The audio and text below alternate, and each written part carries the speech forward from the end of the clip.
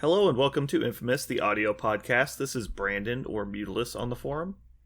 This is Jeremy. I'll be filling in for Parker and Jeremy today. I go by Parker is fucking lost in time. Hashtag Parker's missing. Jeremy, in your defense, you're used to doing the work of two people at this point. God damn you. And this is Aaron. I go by Aaron. Thank you guys for joining us. As Jeremy said, Parker's not with us today. He is lost in the Alaskan wilderness, probably being eaten by bears. Maybe he picked up like one of those Alone seasons or something. Did he go do that? He's auditioning for Naked and Afraid. Oh, God. I think that's most likely. Most likely. Yeah. He just didn't want to tell us. Yep. He wanted to surprise us when Jeremy was watching it one day. Be like, what the fuck? You son of a bitch. So a couple of quick announcements here. First off, Aaron got a new headset finally, so his audio quality should be a bit better. Thanks, Aaron. No problem, Brandon. Yeah. Next up, we have a quick announcement. Really good. That sounded really good. I'm actually worried. He's cutting out on my end. I think it's just internet problems, though. Oh, God. So anyway, last thing, in 1 month, on September 3rd, the Geeker is going to be hosting a LVO series qualifier called the Midwest Melee. So I'm just trying to get the word out there. If you are within driving distance of Kansas City, I highly suggest you come. It's going to be a good time. I think it's going to be really fun. Brandon did this on purpose. I will not be there, so you all can have a blast. Thank you, Brandon, for doing that on purpose. I remember you said that now. I did not realize that at the time. You son of a bitch. Why aren't you going to be there? I'm going to be in Florida, man. I'm fucking fishing. That's my fishing trip every year. You basically live in Florida at this point. God, I wish. Whatever. All right. So anyway, that's going to bring us into the next segment. News. News. Aaron is so disinterested in the news channel. He's not getting in it. You got to pull a gun out and smack it on the table. I clearly need to drink more before I start podcasting. Yeah. So yeah, Aaron, don't worry about your internet. It should be fine because your recording's on your local side, so just don't worry about it. Yeah, I can reset my router if we want, and keep Audacity going. It's fine. Okay. All right, moving on. So the only thing we have new is the red. Oh, actually, we have two things. Did we do Red Guardian last week? Yes, we didn't do that card. So the new thing we have is the backside of the Steve Rogers card for the old Captain America. And what we have learned is he only has 5 health on the backside instead of 6. He is a shit piece. You are shit piece. Yeah, I gotta be honest. I was kind of expecting like 7 on the backside if it wasn't going to be 6. This seems kind of odd to me. It's too ferocious. Yeah, I mean, does this strike anyone else as a not 4-pointer? Man, 5 on the back is crazy. I don't know, man. I don't understand it, but you know, there's smarter people in the world. This meets the perfect like 3.5 pointer for me. Like, it's definitely too good to be a 3, but is not at all competitive at 4. Am I wrong? No, you are not wrong. Okay. There's kind of an uproar on the fact that now he sucks. Like, initially people are kind of excited, and I think that people have generally jumping on the bandwagon of like, what the fuck? Like, I don't know.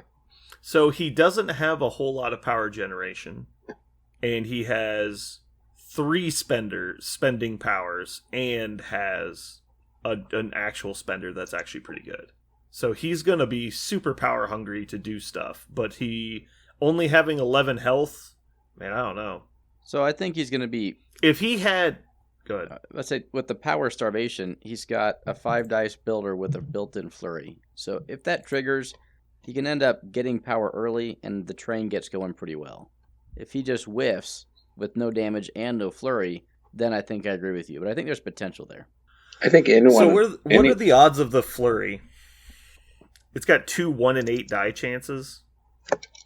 Wild block. Wild block, that's exactly the same as Corvus, right? Yeah. But he's doing it on 5 dice, not 7, and is less likely to crit than Oh Corvus. my god. That is really uncommon. To get the exact 2 1 and 8s on 5 dice, I think that to me sounds like an 8% chance. I'm just winging the math there, but I think it's higher than that. I think it's about 25 to 30. so it's a 12.5% chance per die to get the 1 and 8 Correct, but you need it on 1 or before more, not criticals. just on 1. You have 5 chances. Right, you need it on at least 2. Yeah, you have 5 chances to get exactly 2 results. Your chances on 4 dice that one of them is a certain die face is approximately 50%.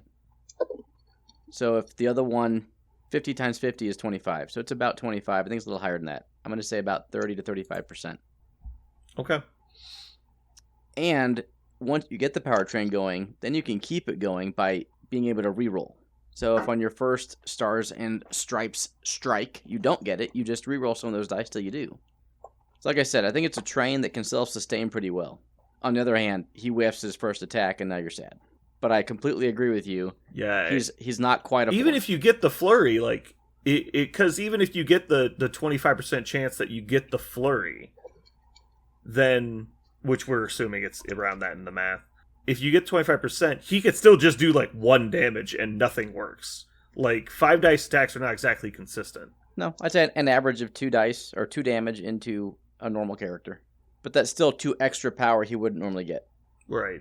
Well, it's actually, I think, slightly lower if we're assuming the flurry is being triggered, though, because we're guaranteeing one of your dice cannot cause damage. Fair enough. It's like he can't do the, oh, look, I got 5 on 5, you take 3. Like, that doesn't happen as often and while also triggering flurry. I don't know. It's weird. I think it's interesting that they never came up with a blank symbol for the dice effects, because they can't use blanks as a dice requirement until they do that. Yeah. I would assume it would just be like a triangle that's blank, like just a black triangle would to symbolize the blank.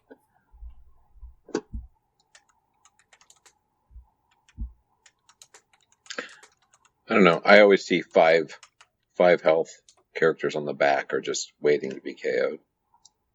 Just KO on top of the next turn. Done.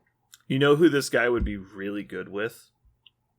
Steve Rogers. Dude, I was just thinking that. He's got 2 reactionary abilities I know, and man. a charging mechanic. Like, oh man. It's like insult to injury. I feel like they were balancing him around him getting the Steve leadership. He needs to work with Cabal even. That would be helpful. I don't know. Yeah, he seems like a definite softball miss. Like, I don't know. It just seemed odd. I didn't think he was that good even if he had 12 hit points, but he seemed interesting. But now that he's only got 11, and it doesn't change the math that much, so we're probably being too harsh. But I don't know. He seems It's a fun. little sad. Whatever. I mean, Yeah. He's 4 though. I mean, 4 is a tough spot to be in. It's a really tough spot. You're either amazing or terrible. Yeah. There's not really a lot of wiggle room.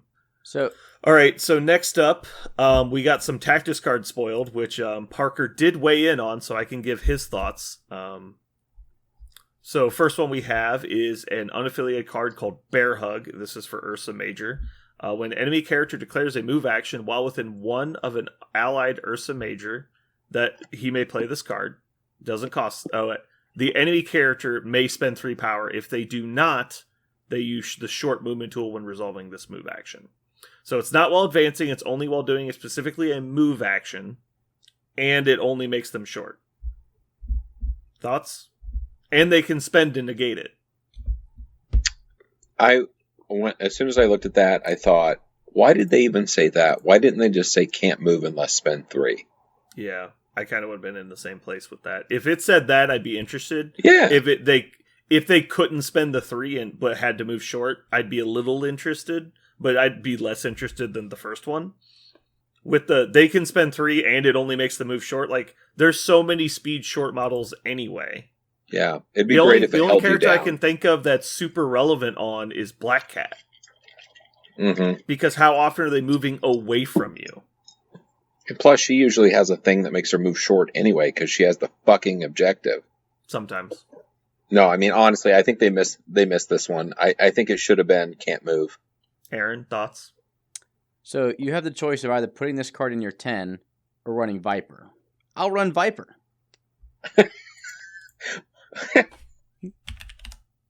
I feel like you've been waiting the entire podcast that you've been on to just use the word Viper. I don't think. Okay. What? I'm confused. Why Viper? I'm just saying, given the choice between playing Viper or this card, I choose Viper. That tells you how bad this card that's is. what I say. Come on. I don't know that Viper's even this bad. I mean, Viper's not competitive, I don't think, but she's not actively bad. Like, old Ebony Maw was actively bad. He Correct. reduced the power of any roster he was added to. I think Viper's just like a sunk cost at regardless. Yeah, this seems bad. There's no way this would ever make your 5 if you were trying to do anything other than a really janky kind of board control list. Like, if you were playing, like, Thanos and Ursa Major, maybe you could, like, bury somebody into the corner. But, like, just slow them. Like, that's harder to deal with than this. Like, this is literally worse than slow. Yes. It's weird.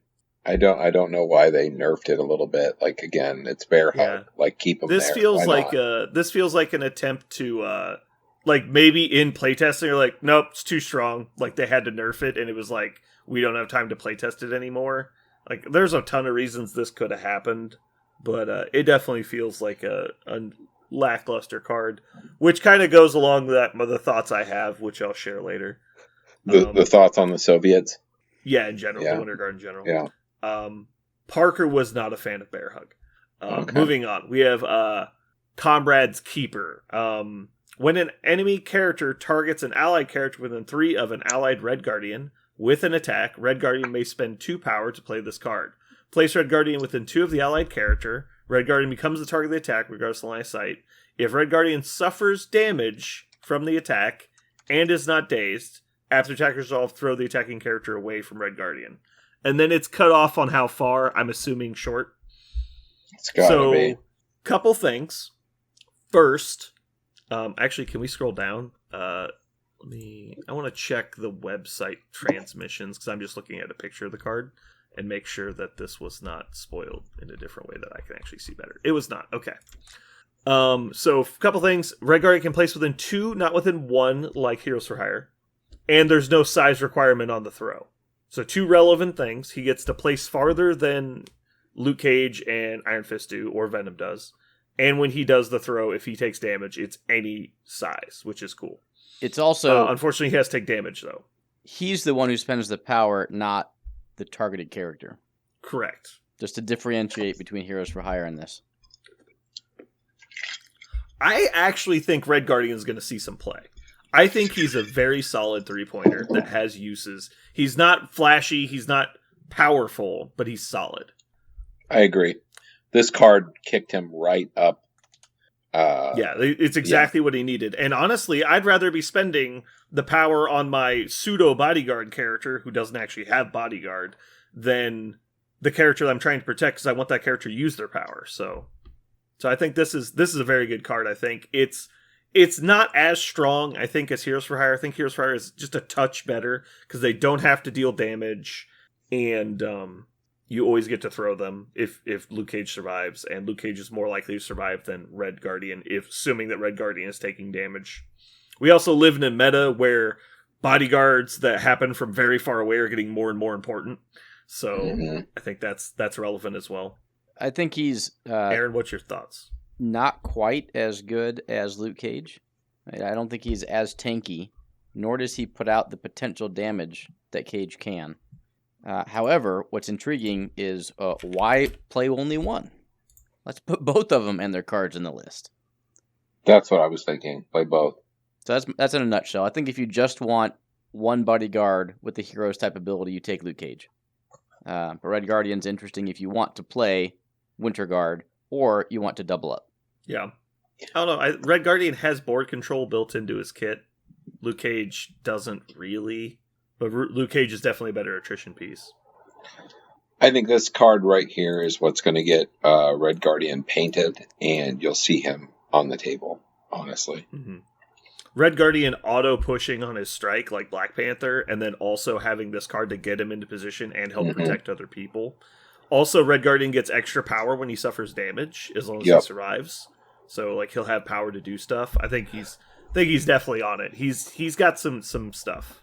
And then the final card, Sovereign Strike. Winter Guard only, active. Any Winter Guard character may spend 3 power to play this card. Choose an interactive terrain feature size 4 or less within 4 of the character that played the card. All characters within 1 of the terrain features suffer 2 damage. The terrain feature is destroyed and removed from the battlefield. Cool. So you can spend a tactics card to not include Mystique in your list.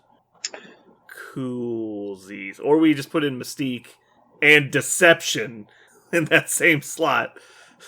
Or fuck, even Punisher. Like, this is never going to get played. Can I say one thing that makes this viable? Actually, hold on. I think it is different. They can choose up to size 4. I think Mystique and Punisher are capped at size 3. Let me confirm that. This is also... Punisher's capped at 3. Range 4. Are they range 4 as well? Yeah, they are range 4. Okay. What is it called? Expert. Oh, and they also cost an action. And they are both capped at size 3. So this doesn't cost an action, isn't capped at size 3, costs an extra power. It's okay. I will say, I mean, think of it a little bit differently. I was looking at it and thinking, is this their version of Brace for Impact? Because the one you don't want to eat is that size 4 that's on the side. Like, they can actually just nuke that size 4 that you're planning on throwing at them, right? There's a little bit of truth to that. Said, the Winter Guard affiliation is supposed to be kind of a tanky affiliation, so I think they're supposed to kind of eat it, like they're built around eating it. Could be. I don't know that that's worth a tactic spot, but at least it's something that they can do about it. They're like, I'm going to blow that big-ass piece up. Don't throw that at me. I think that's not a terrible idea. It does cost 3 power, though, so you're usually not doing it super early. True. That's why you take the dog. The dog can do it. No, it's a Winter Guard character. Oh, man. Never mind. I love how you're trying to include characters just to play this fucking card. I don't know that it's good. I'm just thinking what might make it viable. I mean, there are characters that will surely be able to play it. I was assuming, let's say if Agent Widow gets put into Winter Guard, she has rapid fire. Like, that's easy. Doesn't Dynamo synthesize? Yeah, he gets an extra Vision. He gets to get power. He does. He can overcharge capacity, so he could definitely do it. It feels a bit like a waste to me. Okay. So Parker's overall thoughts were, let me go ahead and read these verbatim. What did he say specifically about these cards? Oh, that's right. I'm in the wrong channel. That's why I can't find them. Parker thought that Cadre's Keeper was, quote, excellent, but Luke Cage does it better. So that's fair. And then the rest of it was, these are terrible. It feels so bland. I mean, okay. Hot take. So my thoughts on Winter Guard was that they are a throwaway faction that they're only including because some people like them and they want to fill out the game more. And they did not want them to be hyper competitive. They wanted them to be a safe, like, starting faction for maybe like a new player where it's very simple, easy to understand, semi-forgiving because they have a lot of counter control effects, and they were not intended to be top tier by any means. Don't you remember that's this kind of game? The impression it's I'm not getting. Competitive. This game is not competitive. That's what they said. Yeah. It's not meant to be competitive, but there's ways to be competitive. Mm-hmm. If you look at the rules. I just noticed in the artwork for Bear Hug, Bucky's the one being bear hugged. He deserves it. He deserves it. Yeah, so are you guys at all inspired by Winter Guard? Is there anything you plan on trying out? I'm a completionist and will probably play them, but I am not inspired. I will totally buy them so I can paint them. And if any wild ass idea comes up, I will plug a model in or mess with them for a second. Mm-hmm. But there's nothing there that makes me think this will allow me to hit models harder in the face. Because that's always been my goal. So, I'm kind of hoping that they're just better on the table than they seem on paper. Like maybe the sum is greater than the parts kind of thing. Like what if everyone's just a little bit more resilient and a little bit harder to control? Because I ran into that with Spider Foes for a while. Is I was just running Spider Foes like, you know what, these guys are just a little better than you think they are, just across the board, and that adds up to be quality. But I do not feel the same way about Winter Guard, so we'll have to see. I'll say they don't have 7 health on every model. Yeah, or 4 physical even. On 4 every physical, model, 7 health on every model. They have a bunch of 3-pointers that have, or 3 and 4-pointers that have 4 physical, 7 health on the back, damage reduction or healing, and I'm like, well, that just adds up. Like that's a lot of health to chew through in a game. So currently playing, we all went to a tournament in Omaha over the weekend. Is there anything you guys want to say about your games? Anything fun you had? So I'll start. I think it's so cool going to different metas and kind of seeing what they're up to. And I will put a flag in the fact that they're very hot on Guardians of the Galaxy. Yeah, Omaha likes Guardians from what I've seen. They like Guardians. They really like Ghost Rider, which isn't wrong. I'm going to give it to them. It's not wrong at all. Super great guys to play. Really fun games. Every single game I played was great.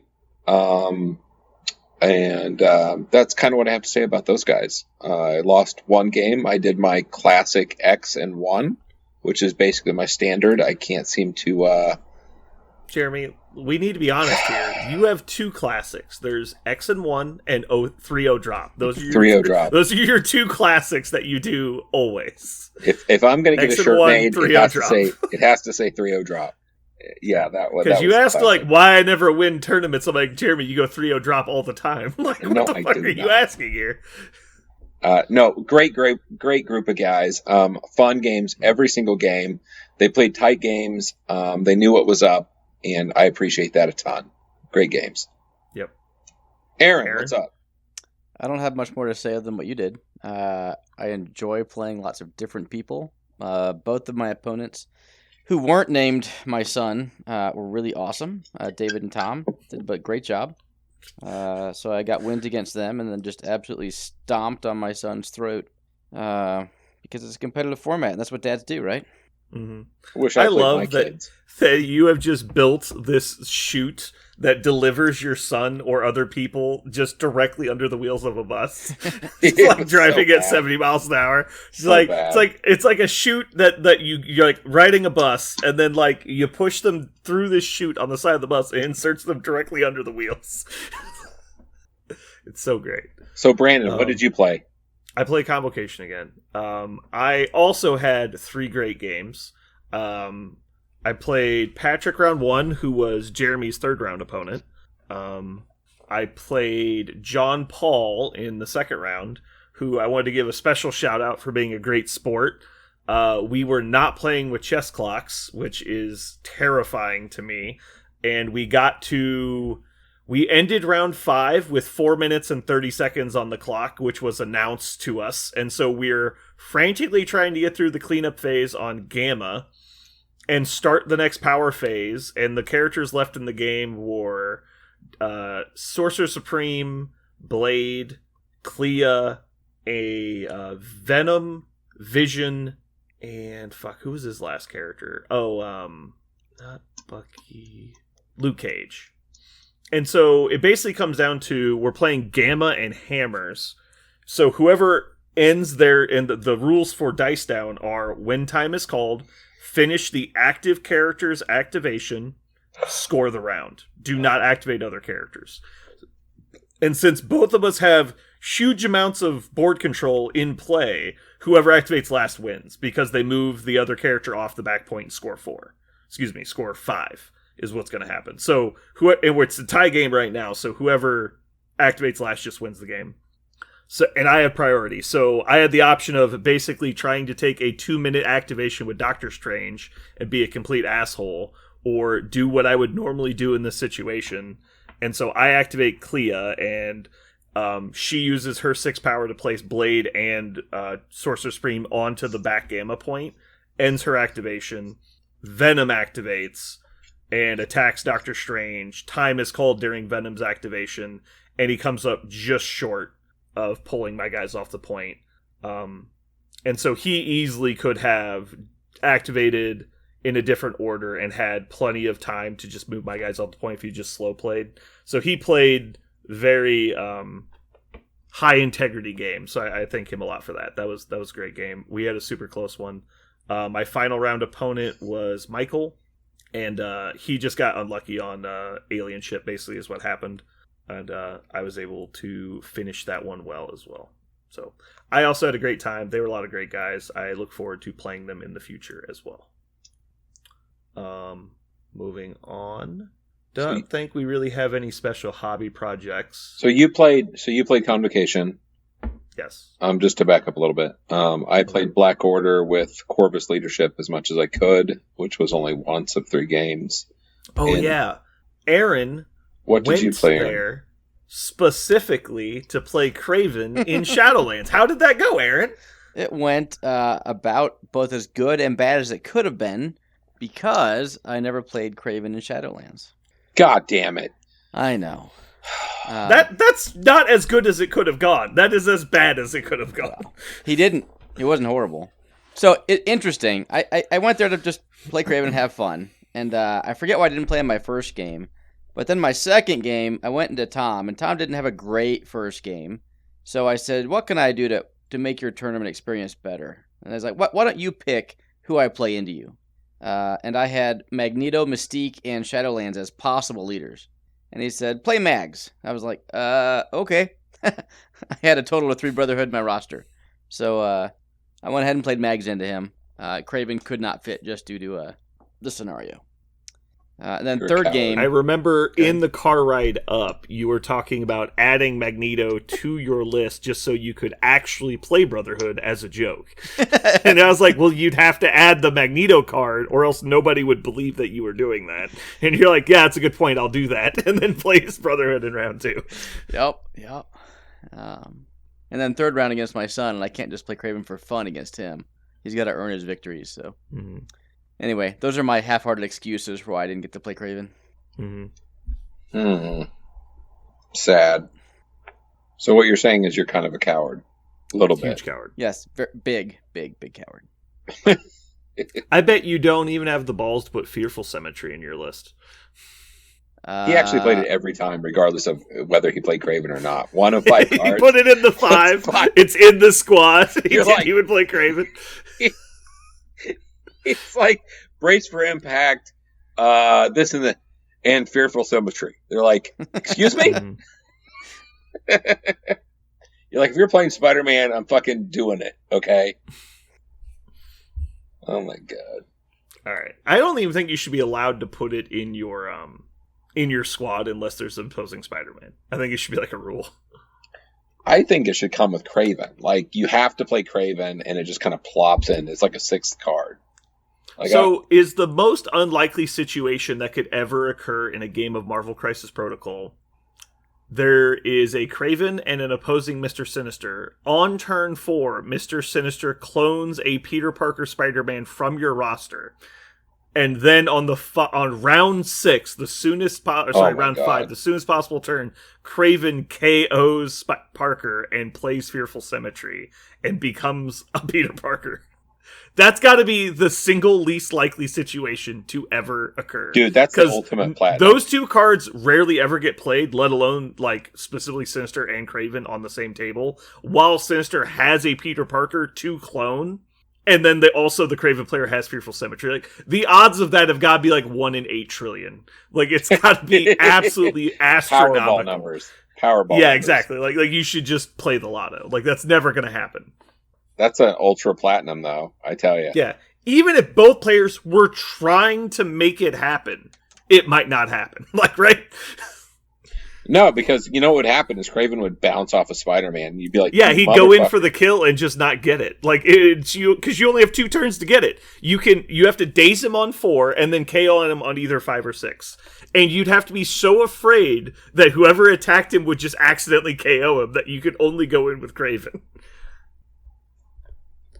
I would actually if my opponent had that, and had gone through all that trouble, I was like, would "Go just for put it, man." Spider-Man out there. I'd be like, Spider-Man moves twice, go. Yeah. He's actually going to webline Craven towards him. Exactly. He's going to webapole Craven at me. Yeah. Move twice. I'm going to webapole all this Craven shit at myself. Yeah. Yes. God, that'd be hilarious. Craven attacks twice. No damage. Fuck. All right, we're going to move on. So we're going to get into our main topic today, which is we're going to be doing some Crisis talk. Hopefully we didn't burn ourselves out in the pre-ramble because we talked about this before we started recording a bit.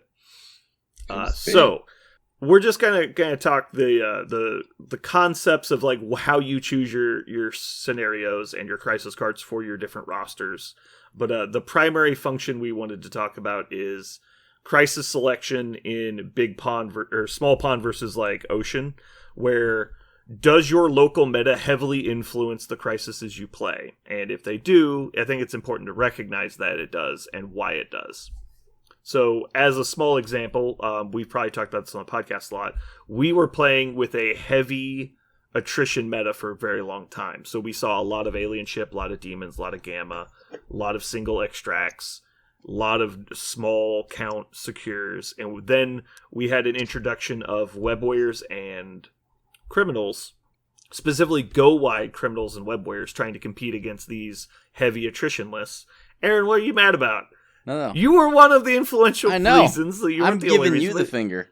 Oh, okay. Yeah. He's a butthole. So Aaron was playing a 7-wide Kingpin list at one point. Fair. Where you're threatening to score, 8 or 9 points turn 1 on Scoundrels? No. Like, it's like, how do you respond to this? Like, it's just a completely different animal. And so it's kind of like there was a time in Magic the Gathering where blue control decks were so powerful and they're the meta for so long, that's all you ever saw.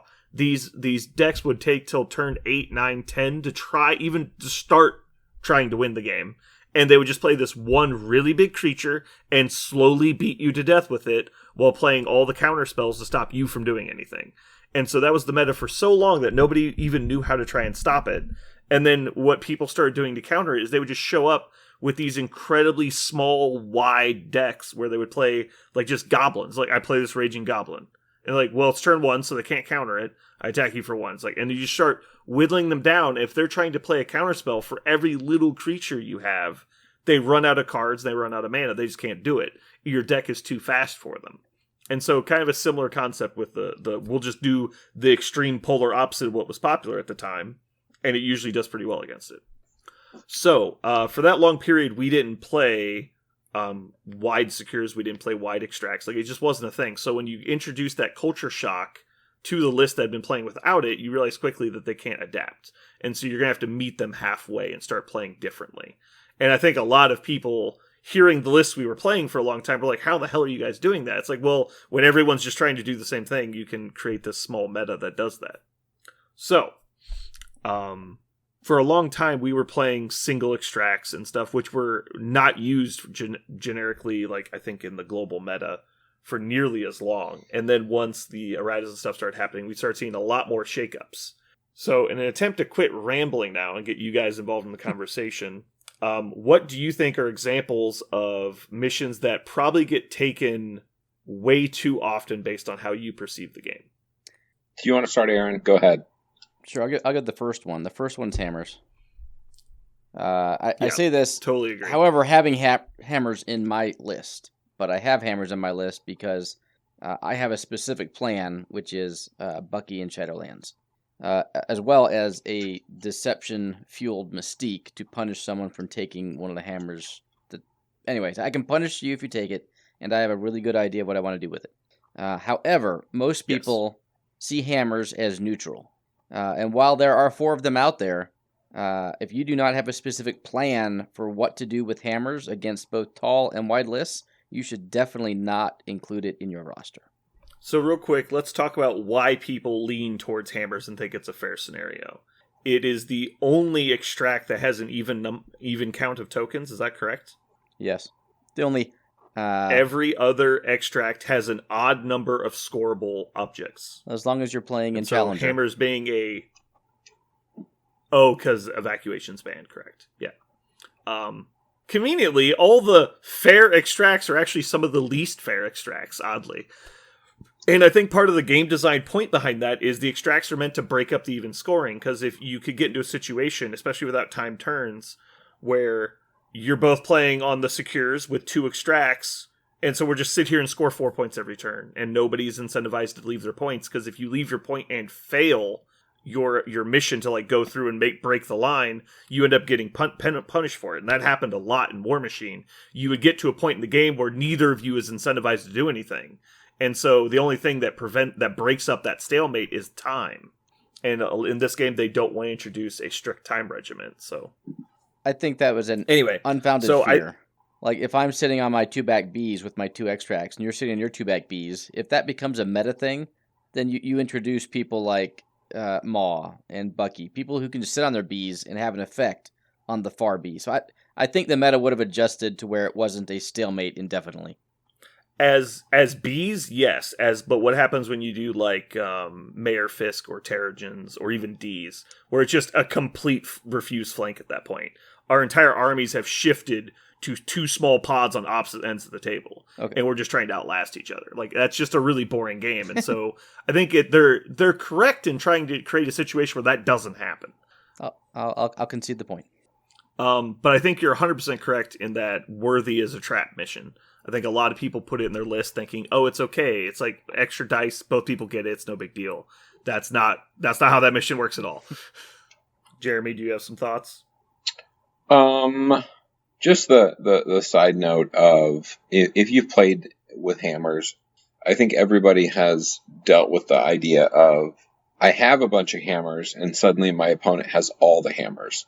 Because you there's collect no it, way back, yeah. You can collect it with one model. Maybe it's MODOK, maybe it's Magneto. It's one of the bigger characters that can just start nuking 1 or 2 models a turn. And it becomes the game of, thank you for bringing me these hammers. I appreciate all your efforts. And just a heads up on that one, it happens very quickly, and suddenly you cannot come back from it. You're done. And again, if you don't have a specific thing for hammers, don't take it. Just don't do it. Yeah. I think everyone needs repetitions into hammers, because knowing how to play with them is important. But giving somebody who is selling out for that style of play the opportunity to get to pick your reds and their blues is not okay. Because what will end up happening in any game with hammers or the Worthy is in an ideal scenario, this is assuming it's actually fair, both people will end up with 2 hammers, and then at some point, people will start getting dazed, and they'll start consolidating into groups. About turn 3 or turn 4, that will mean one person ends up with 3 hammers. But more importantly, what happens is one character gets 2 or 3 hammers individually. And that's when the game is going to turn on its head really fast, if that character is one of the people that abuse the mission. Those characters include basically any really tall model who has defensive abilities. It's like Dormammu, Thanos, Ghost Rider is a nightmare, Magneto, anyone kind of that's just a tall model that has a really high ability to survive and reach out and touch other models easily. Even if they're not expensive, Bucky is a fucking like, what do you do when Bucky gets 3 hammers? And he's throwing out 7 die rapid fires with the ability to shoot you if you daze people. And now, because he's doing so much damage, he's getting a lot of power, so he's able to use his teleport ability and hop all over the fucking map and shoot whoever the fuck he wants to, and you'll never get a hold of him again, unless you've got, like, Ghost Spider or somebody to go get him. It's really punishing. So yeah, if you're not one of the people that is selling out or has mechanics built in their list, like the grunts, like, you'll play on Worthy, lose priority, and then your opponent will end up with 3 of the hammers on turn 1, and now you're playing a huge uphill battle. And so, be really careful. I recommend not playing it at all unless you have no other choice, or you're one of the people that think you're the best at it. Alright, so that's the Worthy. I think we beat that one into the dirt. Mm-hmm. Jeremy, do you have a mission that you think is a bad idea to include in a generic roster that isn't actively selling out for it? I think Incursions is super dangerous. I don't think people understand what Incursions actually is. Mm-hmm. I think Incursions is all models are of equal distance from one another, and they will infinitely fight.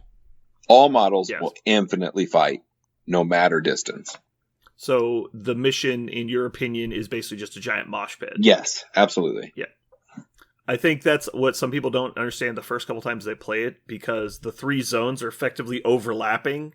It's like 3D chess. They're all in the same space. They're just existing in different realms. But you can just spend 1 power to go to one of the other realms. And so, like, there's 0 actions involved in transversing the table. And when your opponent doesn't spend actions to move about the table, they just continue to attack constantly. And so you're definitely right. It's basically just a giant mosh pit. Mm-hmm. Me and Aaron talked about this one earlier. Intrusions is probably my favorite crisis of all of them. I love it.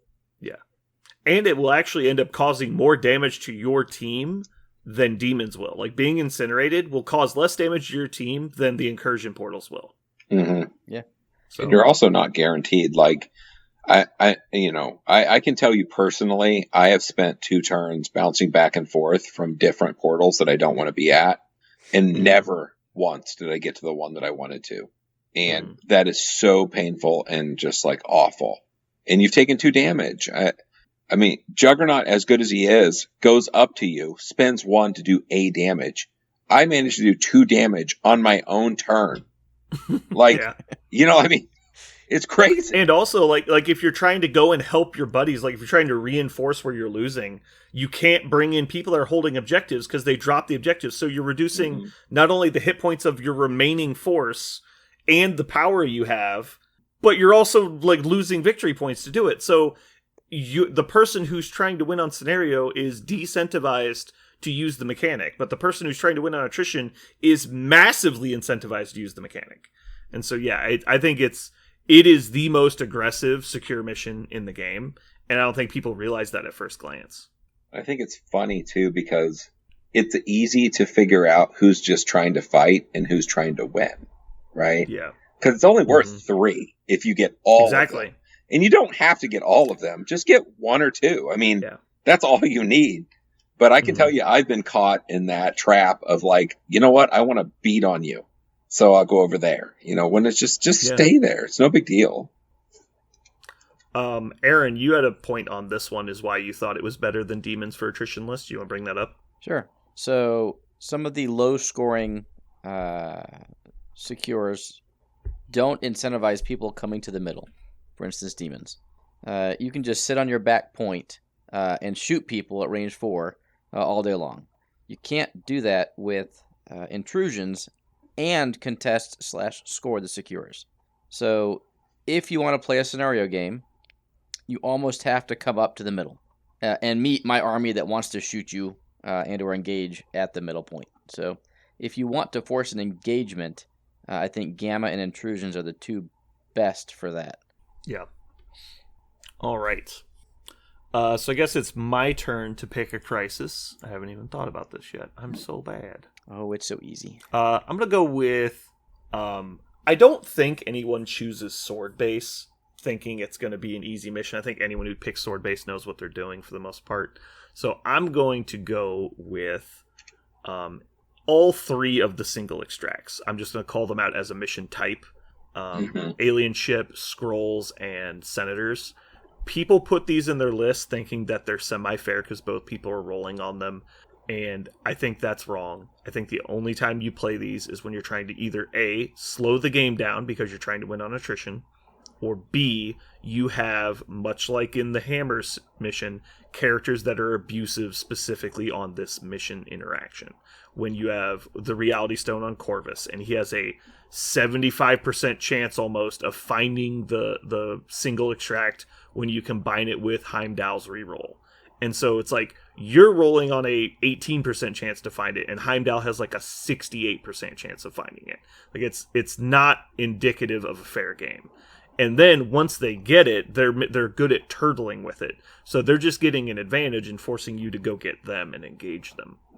And so that's, I think, very important to understand that those are the only 2 kinds of lists that should be doing that. And not only that, but Corvus, even if you find it, Corvus is also good on that because it's still an attrition game. Yeah, I think Black Order are pretty much the only people or just complete sellout attrition lists that are trying to play the 3 single extract missions. What do you guys think? What do you think, Aaron? I have lots of thoughts. So one, I agree that attrition missions or attrition teams can play those as long as they have a plan to try to deal with Black Order. I also think that if you are relatively new to the game but want to play competitively, you can pick one of those missions because they are an equalizer. And what I mean by that is you can just get lucky and find what you need and run off to the back corner and basically have a 2-point advantage over your opponent every turn. Those are my 2 initial thoughts on those. Although, okay. I was surprised you didn't say Legacy Virus. That was my next choice. If I didn't pick these 3, I was going to say Legacy Virus. But I think people have learned their... Well, first of all, people have learned their lesson on Legacy Virus, and I don't think people play the Legacy Virus characters as much now. I think they've gone down in popularity. And we can... That's next on my list, so we're going to talk about it. But I don't know that I agree that it's good for newer players. I think for beginners, specifically, I would say yes. I agree with you. Because even if they end up not getting it, it's not gonna ruin their game because they'll get to play several rounds and see the interaction of like why it's important to have the token. As where if you do something like Researcher or cubes, the game ends so quickly that you don't really get a chance to experience what happened. Like it's like, well, I lost, but I don't really know why. Like I didn't see why. I think the 3 single extracts are a good teaching missions. I think is very true. Jeremy, do you have thoughts on these? I think if Black Cat didn't exist, I think that might be my favorite types of missions. Yeah. I think Black Cat breaks the whole thing wide open. Even Voodoo has to earn his power, where Black Cat doesn't. Black Cat can just go wedge herself in there and grab it from you on turn 2, basically. It's so much less efficient for Voodoo to like steal it because he has to spend power up to your cost. So like if Hulk gets it, it's like, well, God, that's gonna be like turn 4 before I can do anything about it. Not to mention he can just stay away from Voodoo. That's a lot easier than staying away from Black Cat. I mean, go ahead. Well, I was just gonna say, playing recently, I helped Parker build his Inhumans list, and we put Black Cat in, and he's playing the 3 extracts because he just wants to play attrition, and it's like, well, you just deploy Black Cat in the center of your deployment zone, and if they find it on turn 1, you just steal it on turn 1 as your last activation. Yes. And it's like, what do you do? Like how do you respond? And then first activation of the next turn, because you probably have less activations than them, because you're probably playing 2 5-pointers. She just runs away, double long, depending on which scenario you have. And it's like, oh my God, like it's so frustrating. Like it's like you just never check them. Like why would you ever roll? You're just gonna help your opponent beat you. And so it just turns into a mosh pit in the middle of the table because at worst case scenario, they're playing scoundrels. And then Inhumans are scoring 2 of the 5 points every turn, so it just doesn't matter. It was so dumb.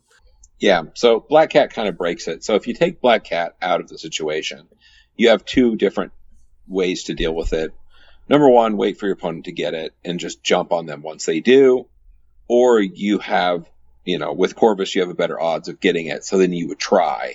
Or you have some sort of power situation where you can do different things with lots of power, and you try and get it that way. But you shouldn't just meddle with it. Like, you shouldn't just I have an extra guy, I'm going to go try. Because that guy will get murdered. You have to decide what position you're going to take. I'm either going to really try and get it, or I'm not going to get it at all, or I have Black Cat. I feel like there's 3 versions of those that you can play. There really isn't a middle ground, I don't think. When the game first came out, it was every single character checks until we find it. Yeah, no, and then now it's turned into, it's like, well, I want to find it on this side, behind this piece of terrain, but not till after this other character on their side goes. I'm not even going to fucking roll. Yeah, you can't. I have adapted the strategy over the last 6 months to a year, I think, where I just really don't try and find it. Like, if my opponent finds it, I'm mostly fine with that, and I'll just have to adapt to the situation. But moving my characters onto the points, spending power, checking them, risking finding it on bad characters, I don't even try anymore. I'll usually have 1 character per turn that I'm like, all right, if they haven't found it yet when you go, you can try and find it. And you'll try and find it on this spot. That's about the only time I check. But I'm also currently playing Convocation, and before that I was playing I think like Web Warriors, and so it was a lot easier for me to have onus over how that ended up. And so like right now, if my opponent finds alien ship, I'm just going to scalpel them into the middle of my army with Strange, and then either Ebony Maw or Ghost Rider's probably going to kill them, and then maybe if they need help, like Mordo or somebody will chip in. And so I think it's extremely important if you haven't played a lot of the single extracts to get some reps and have a plan for when your opponent finds one. For example, just putting Ghost Spider in a list or Venom in a list if you're playing Avengers, that way you can drag them like medium towards your list, or like perfect example, Strange is good, or having Black Cat in your list. You should have a plan. And if you just lose when your opponent finds an alien ship, then you've, I think, built a bad squad. So I think that's something that if you're gonna ever risk playing them, or like you need to be ready for anything. I wouldn't say don't even practice them, but like play some games at game night. But just be aware that I think these are bad choices for if you're trying to compete. Yep. Obviously, unless you're playing exactly the list we're talking about. Aaron, are you okay? Yep, I'm good. Just working through some computer stuff. Gotcha. All right. Okay, so Aaron is busy with something at the moment. Jeremy, why don't you tell me about the next mission that you think people should be aware of? I think any version of a D. I think Ds are very, you know what? D is for difficult. If you don't realize what you're doing, a D can get out of hand very quickly. I just want to say something real quick. Yes. More like D's nuts. All right, you can continue. I know. It's a bit. D's are long. Is that work too? D's can be long. They're just so spread out. And D's can be it's very really girthy. wide. Yeah. You can have a wide D. Yeah, they're very wide. All right, so you don't like D's because you think that they force the game, like there's like a void in the center, right? I wouldn't use the word I don't like. I think the word is I'm not used. I'm not comfortable. They're not comfortable for me. I actually like the split scenario type missions. I like having to commit my stuff, but I think I just have a natural instinct to build lists that like to split up. Mm-hmm. I mean, I like to play the expensive characters, so they tend to, each one of them kind of finds a side or a middle ground to kind of like stand tall. And that's just how I play. And the D scenario is kind of like, I need 3 big guys, I guess. So it gets a little weird. You do like to play tall reps. Are you back, Aaron? Yeah, I'm here. Okay. I think being prepared for a D is also important. Like the vast majority of scenarios that you end up kind of scrumming in the middle. And I'm gonna bypass D's and also throw a Mayor Fisk and Terrigen Clouds on here. Yeah, it's effectively the same scenario just without the back point. They're a little different though. We'll talk about them separately. So the D's, when you don't just kind of have the option to scrum in the middle and you're forced to spread out in different ways. Like if you're playing one of the turtle scenario or turtle factions like A-Force or Brotherhood, that can really be jarring to experience that when you're forced to cut your force in half and take 2 points. It's definitely very odd. And so getting some reps with that and getting practice is important. I will say those are my least favorite because I think that... Go ahead. Go ahead, Aaron. I said D's and the spread out ones, but the split C's are my least favorite because they provide less interaction or interoperability with your team. So once you split, there's usually not a lot you can do. For instance, playing Shadowlands, Hood is in my list to do a bunch of different things. And he can't do them all when he has to pick a side. He can't heal Shadowlands. He also can't be the counter to Cap or Black Panther with his Mystic Rapid Fire, depending on the situation. So it inhibits some of the flexibility that's built into my roster and then squad creation. On the other hand, you can take advantage of those types of maps if you build your team to operate in those small groups. So I don't, but you absolutely can, and it can be a benefit if you do. Okay, that's D's and the split C's. Aaron, you're up next. What is the next mission type you would like to talk about? Let's talk about B's. I think bees are relatively fair and balanced. If you don't have a game plan, play a bee. On the other hand, there are some specific game plans you can do with bees. For instance, anyone with a medium move and a charge can do really well on a bee. Black Swan, Killmonger. You sit on your back bee turn 1, maybe get a power from it, and then, playing Infinity Formula, then you charge your opponent's bee, kill them, and take theirs. If it's Mutant Madmen, you can flip after they're dead. So there's a lot of cool things you can do with movement shenanigans and bees. So it's relatively balanced, but you can absolutely prepare for it and take advantage of it if you want to. Yeah, I like bees as well. I haven't gotten to play a lot of them lately, but at the last Omaha tournament, I actually got to play them, I think, 2 out of my 3 rounds, and it was actually a lot of fun. A character I'd like to bring up that's kind of fallen out of favor is Valkyrie. So if you're doing Infinity Formula, which is one of the most popular bees, she ends up with 5 power on turn 2 if she holds the back point, so she can charge in and guaranteed throw still, and then still do whatever else she wants.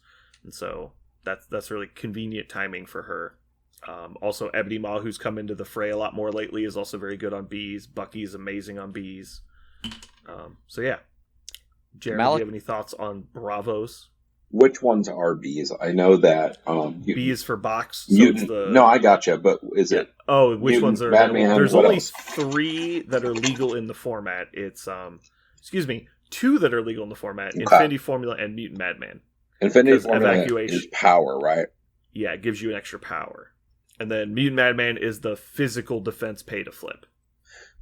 Okay, so I always like pay to flips because they keep the game fair. I don't like criminals that much. This is me saying air quotes fair. Yeah. In a verbal format. Yeah.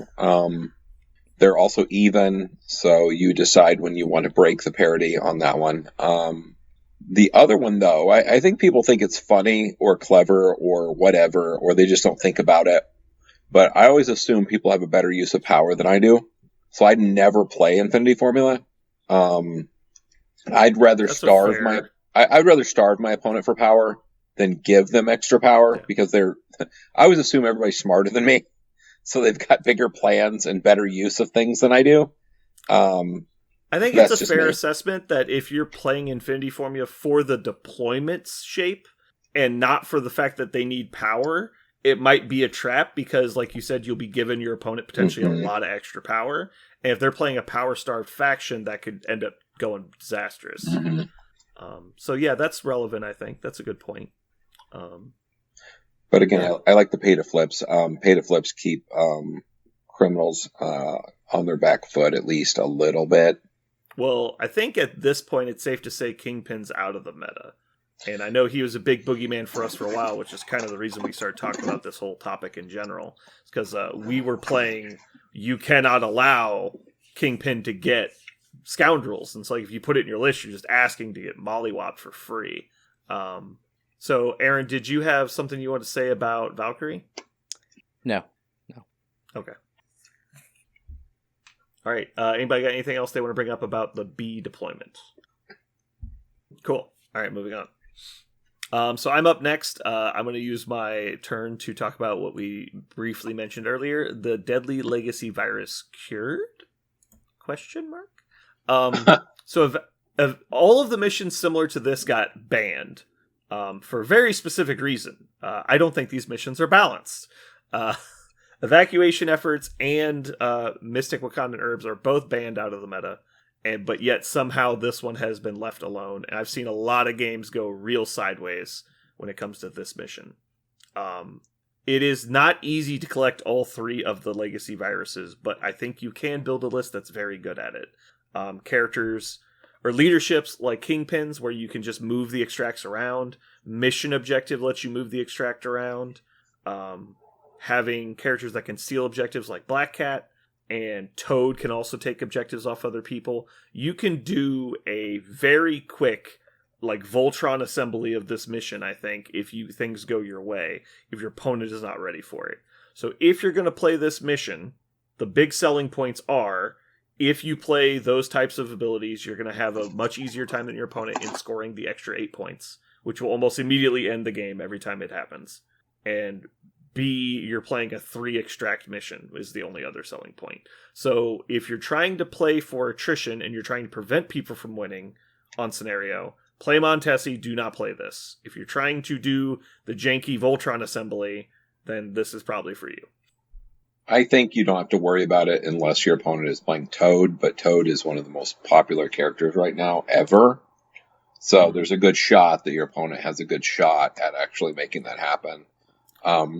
Also, the thing like hammers can happen where you collect them and your opponent says, "Thank you for bringing them to me. I will then become an 8 victory point destroyer model." of worlds. Yeah. Yeah, Toad definitely makes it easier. Black Cat makes it easier. Mission Objective makes it easier. Without those 3 pieces in your like availability, it's not so bad. This is also the only misprinted mission. Like they claim it was misprinted. It's been errated. How about that? That's actually technically correct. This is actually a Charlie deployment, not an Echo deployment, and it's not what it says on the card. So just be cautious that you don't just go with what the card says. So I'm always deathly afraid of this card because if you get this mission and your opponent is planning to play on it, you're going to be at a severe disadvantage unless you are also planning to play on it. And I don't just mean take it in your list, but actually try to abuse the mechanic. So I guess what are the odds that your opponent's trying to abuse the mechanic? Probably pretty low, but I think it's viable. So kind of explain, in case people don't know what you're talking about, like, I mean, they can read it, but to understand it entirely, like, what is special about those things?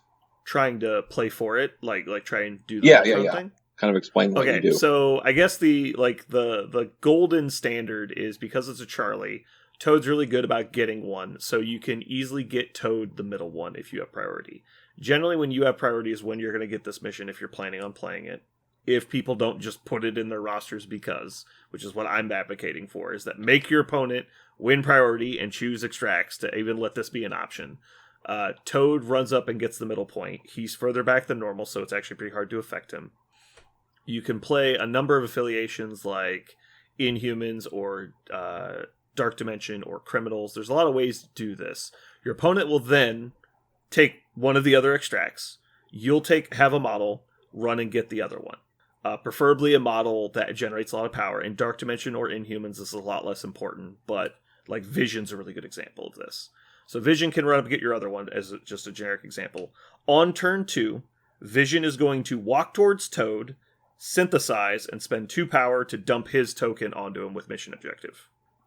Next, if depending on who you're playing, you're going to play Advanced R&D or use Inhumans or just have Dark Dimension, and Black Cat's going to go and steal their other objective. Toad's then going to double move and use Finders Keepers to take the objective off of Black Cat, and on turn 2, your third activation, you can assemble the Legacy Cure and score 8 points. This is in addition to the 2 points you scored on turn 1 for holding the 2 extracts. So you've scored 10 victory points on this extract. Your opponent has only ever scored 1. So you have a 9-point scenario advantage in a race to 16. I came very close to doing this against Parker in a tournament, and he basically just rolled like a god to prevent me from doing it. He dazed everyone he attacked for an entire round, and it was the only reason I didn't get it. And I still almost got it. He dazed 4 of my characters in one turn. I still almost got it on him. It's pretty nasty, yeah. Right. And so a lot of people don't really try for this. Like, a lot of people are building pretty fair, like straight up fair fight lists. But I'm surprised people don't try this more, mostly because Wakanda was just more abusable. And so that's where everyone put their abuse energy. People used to play 2 Tactics cards and 2 characters and a Crisis to try and just to abuse Wakanda nerves. The fact that that's never happened for this blows me away. Because it's actually less complicated. Mm-hmm. 8-point swing is a monster swing. Right, it's like, what do you do? It's okay, so they need to score 6 points, but they've already had turn 1 to score some of those secure points.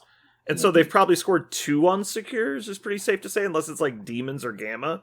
And so if it's just like a B, you have till end of 3, and the game is over. Mm-hmm. And they're only down a Tactics card and a 2-point model in the right situation. Like, there's no way you're going to table them. So yeah, what I'm saying is don't take the easy way out and put a mission like this in your roster when it could screw you out of games. Like, just play Montesi, just play... I think one single extract is better than this every day of the week. I think the big problem with single extracts is people tend to play all three of them. Sometimes they don't play the 14. So it's the only... Do it. Sometimes they don't play the 14 because it's 14. They don't want to get screwed. Yeah, play the 14. It's possible for sure. But I think a lot of people that do the single extract tend to, like, maybe they do Researcher and then the Senator or the Scrolls and the Alien Ship. Like, that's totally foreseeable as well. But the problem is a lot of people tend to do it. So when you're picking your extracts, if you're looking at Deadly Legacy Cure and you don't interact with it really at all, I think you're just trying to trap yourself, and you're gonna, even if your opponent isn't playing this weird janky Rube Goldberg machine to score it, they could very easily just be playing like Ghost Rider, who just runs around the table and assassinates everybody holding a token. Like, that doesn't stop that from happening.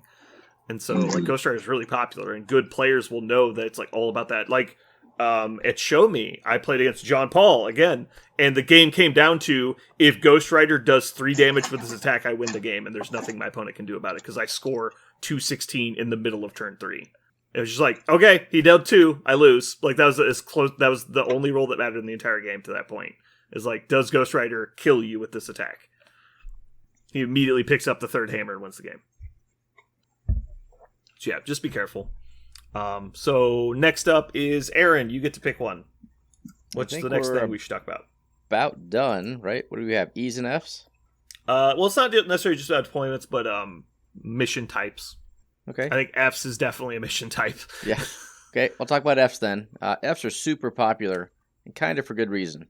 Yeah, they're trying to push the tall models out of the meta. Yeah, so when you're worried about, 3 models, Dormammu, Thanos especially, tall lists cannot deal very well with a wide number of points on the board.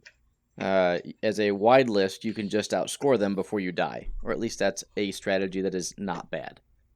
So there's a lot of people in the global meta right now playing very wide scenarios, usually both of the 5-wide F extract missions, to counter some of the big tall stuff in the game, as well as to counter both Black Cat and Voodoo. So the wide missions counter quite a bit. Having said that, is it for you? And the answer is it depends. By and large, yes. They are relatively fair, but they also score pretty quickly. So if you're not prepared to have the game end by turn 4, think twice about whether you really want to put in a 5-wide extract or not. And then secondly, they weren't popular before because if you have it in your roster and your opponent picks it with priority, they get first dibs on the center extract. And if you have a parity secure, which most of them are, you've just given your opponent an advantage in the extract and scenario game that you have to find a way to come back from. So that's the biggest issue when putting Fs into your game plan. Yeah, I agree with all points. Jeremy, do you have thoughts? I mean, you nailed it. I can tell you that, being that I like to play 5-point models, I hate Fs a lot, regardless of what I'm playing, because that does make me stretch myself wide, and I don't like playing like that, but it is what it is. Jeremy doesn't like being stretched out wide. I don't like to be stretched out wide by the D or the F. Or the F. Getting F'd by the Ds. F by the That's Ds. so terrible. Toilet humor, the best humor. You all know what to expect. Yeah. So let's see about Fs. Yeah, definitely be aware. Like Aaron said, the having priority is very important on the Fs because you're getting to break the tie for free, but you also need to be able to do it with somebody who's not going to just die. Why Toad's so popular. That said, I've had Toad get one-shotted a lot on me. Like, somebody walks up and throws a range 4 at him and is like, oh, you're dead. I'm like, yep, that sucks.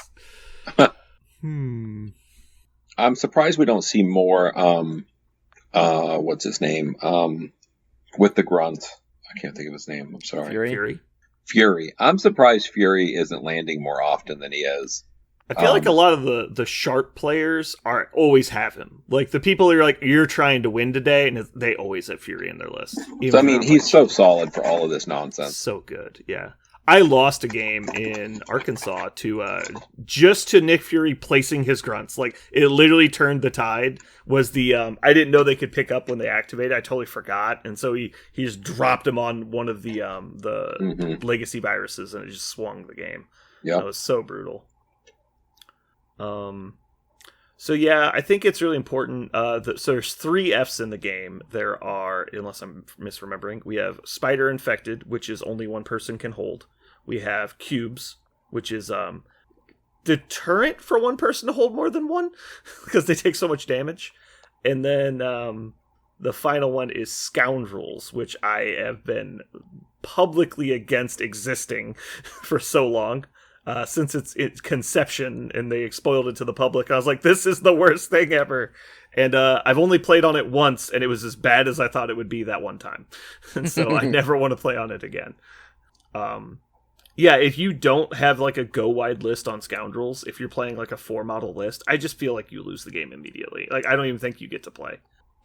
It slows down attrition by giving everyone cover and increases the scoring. Oh, it's so brutal. All right, so moving on. The next one, there's only one more I think we have to talk about. Jeremy, is there one that you'd like to talk about? No, I think Researcher's the only one left. Oh, go ahead and talk about Researcher. Ooh. It's not what I was going to say. Is that not the one you were thinking of? Nope, go ahead. Ooh. It's all you. Jesus Christ. Researcher is a mess. It is a mess. It's a mess! It's a red disguised as it's a blue disguised as a red. It is. That's my first favorite thing about it. So let me tell you the rule for this one. First, I'm just going to say on the record, I don't think it's a mess. I love Researcher. Go ahead. The only rule for this one is ignore everything else and pile all of your models on it. Because if you miss this thing, you are going to lose. That's basically what it means. Aaron, go, because I think you're going to directly disagree with what he just said. I'm going to 10% disagree. You should highly 10%. consider prioritizing Researcher. However, you can still win by completely ignoring it. Yeah. It is the highest scoring single objective token in the game, potentially. So you should prioritize it, obviously. Me and Aaron have had multiple discussions about how interesting games become when it's like a mutant madman Researcher game. So you've got a blue secure that's pay to flips, and then the capture the flag in the middle, right? And so people will run to the edges when your opponent dogpiles the middle. They'll take all 4 of the side points and then vacuum everyone back into the center to fight for the Researcher on the second turn. And those games are really bad if you're the guy in the middle, because they're scoring 4 points every turn and you're only scoring 2 until you get it to their side. And so if they can contest it just once, you're in a really bad spot, because now you have to abandon the flag, run to the outsides, which will allow them to push the flag back to your side, which is really bad. And so you put yourself in this really weird spot. That said, if you're doing a meteors, yeah, it's a nightmare. Like, you have to just play Researcher. The thing I like about Researcher all or nothing. Go ahead. I was going to say, the thing I like about it is it is either an auto-include or an auto-exclude in your list. There's not a lot of debate about whether you want Researcher. That's true. It's very obvious. If you like demons, you'll like Researcher. Yes. Do you want to brawl with your team in one location? Yes? Put this in your list. You know, demons is... or not demons, excuse me. Researcher is almost duct taped to, like, incursions and gamma and demons. Like, if you play those on your secures, you're playing that as your extracts, right? Like, it's just so obvious. So I'll quasi-disagree with demons. I can't think of a list that doesn't. Demons does not encourage a brawl. It doesn't... I think it does. I think it encourages a brawl. Because if you don't brawl, then you... Well, not necessarily like a mosh pit. Like, it doesn't force the engagement in the same way Researcher does, or Gamma does. Correct, but that's what I mean. It does encourage a central-based attrition war, is what it does encourage. So your opponent has the option to spread out. And I would argue in Demons, it does play out the same way, because they don't need to contest the Researcher. They need to contest their back point, really. They need to get there and prevent you from pushing it all the way forward. And so in Demons and in Researcher, the defensive models are going to be standing in pretty much the same location.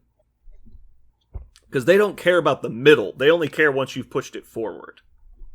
True. I just think with Demons, you can spread out on defense or attack to be attacking the center point from a range 4 fan of your models, if you're playing Guardians, for instance.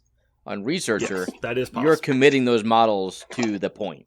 So there are ranged attackers like Guardians and Shadowlands that I think would do very well with Demons, even though I don't run it, but do not really want Researcher at all. That's fair. Researcher I think plus, overall the game plays out very similarly, but yeah, that's a fair point. Researcher plus Sword or Meteors is one of the most frustrating shit shows ever. If you go all or nothing on both, it's so brutal. Talk about a lose more fast situation.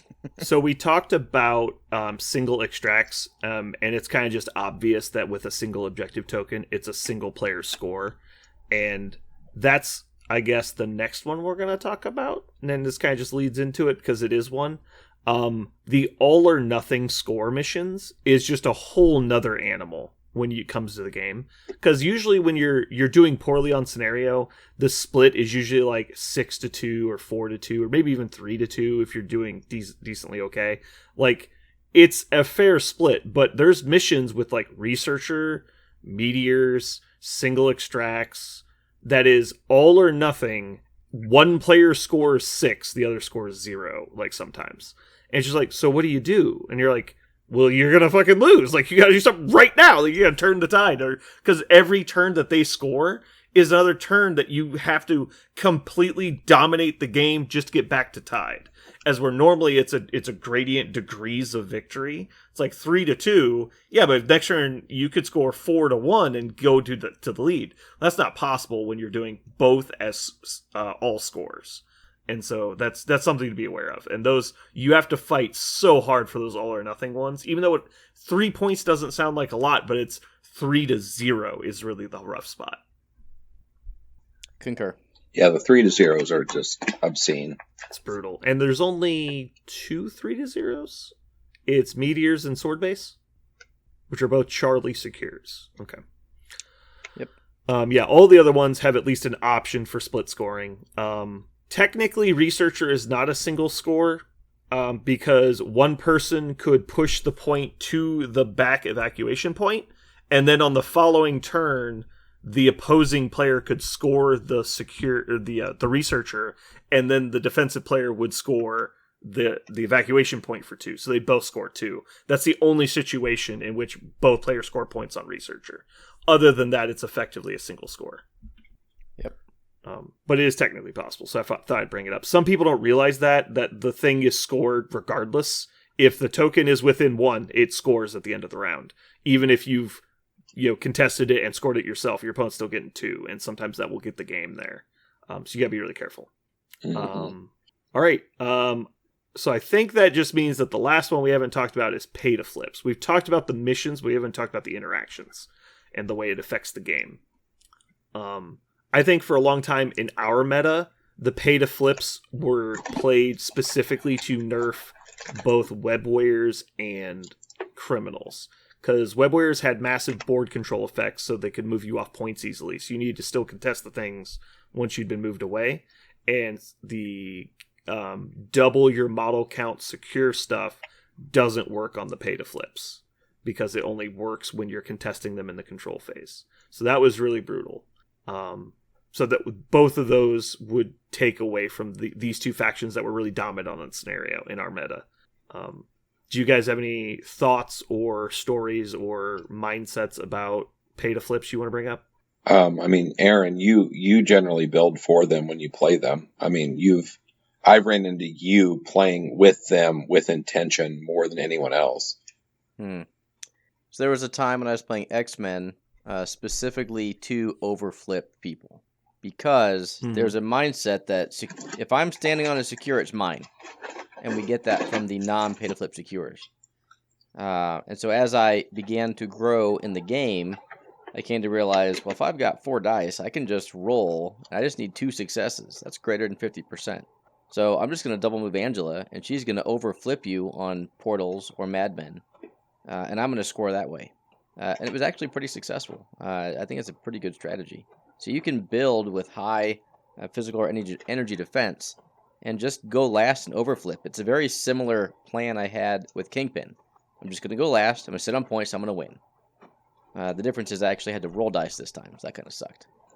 But it's pretty good. Yeah, I think that's really important. People look at defensive stats as a survivability mechanic, but a lot of the higher end players view it simply as a scenario mechanic, because being able to aggressively move across the table and roll dice to take an opponent's point from them after they've activated, there's really nothing they can do about it. Because if they wanted to do something, they would have to move a model all the way up to the point and then probably get you off of it, or equally roll a less likely chance than you just did to take it from you while you're still standing there. And so that's very brutal to try and counteract midway through the turn when you weren't expecting this to happen. And playing 4 defense characters on the particular missions, like physical and energy, is very powerful. Steve Rogers is good at that. Black Panther has 4 physical. The noteworthy energy defenders are Storm, Miss Marvel, are the cheap energy guys. There's a couple other 4s that are non 3-pointers. Mordo's a 3-pointer. And now that Heimdall's... Who? Mordo, yeah. Mordo's a 4 energy as well. Good call. And he's on a medium base, so he's pretty quick. And now that Heimdall's in the game, the ability to go and aggressively overflip your opponent's pay-to-flips is going to become more and more effective as time moves on. So be aware that that's an option. Get practiced on pay-to-flips, because we didn't play them for so long here, because we don't like games being turned on their head because you roll 4 energy defense and don't get a hit, and then lose out on like two victory points throughout the course of a game because you just failed a die roll. It's very frustrating, but you got to get used to it, because they are played competitively on like the national meta, and they're going to happen in your local meta soon enough. So get some reps in with those if you haven't yet.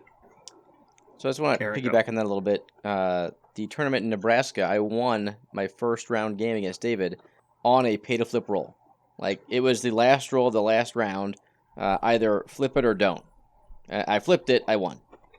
So you can say that's either bullshit or great, but at the end of the day, it provides for a level of excitement. Like, dice should end up defining games between 2 good players.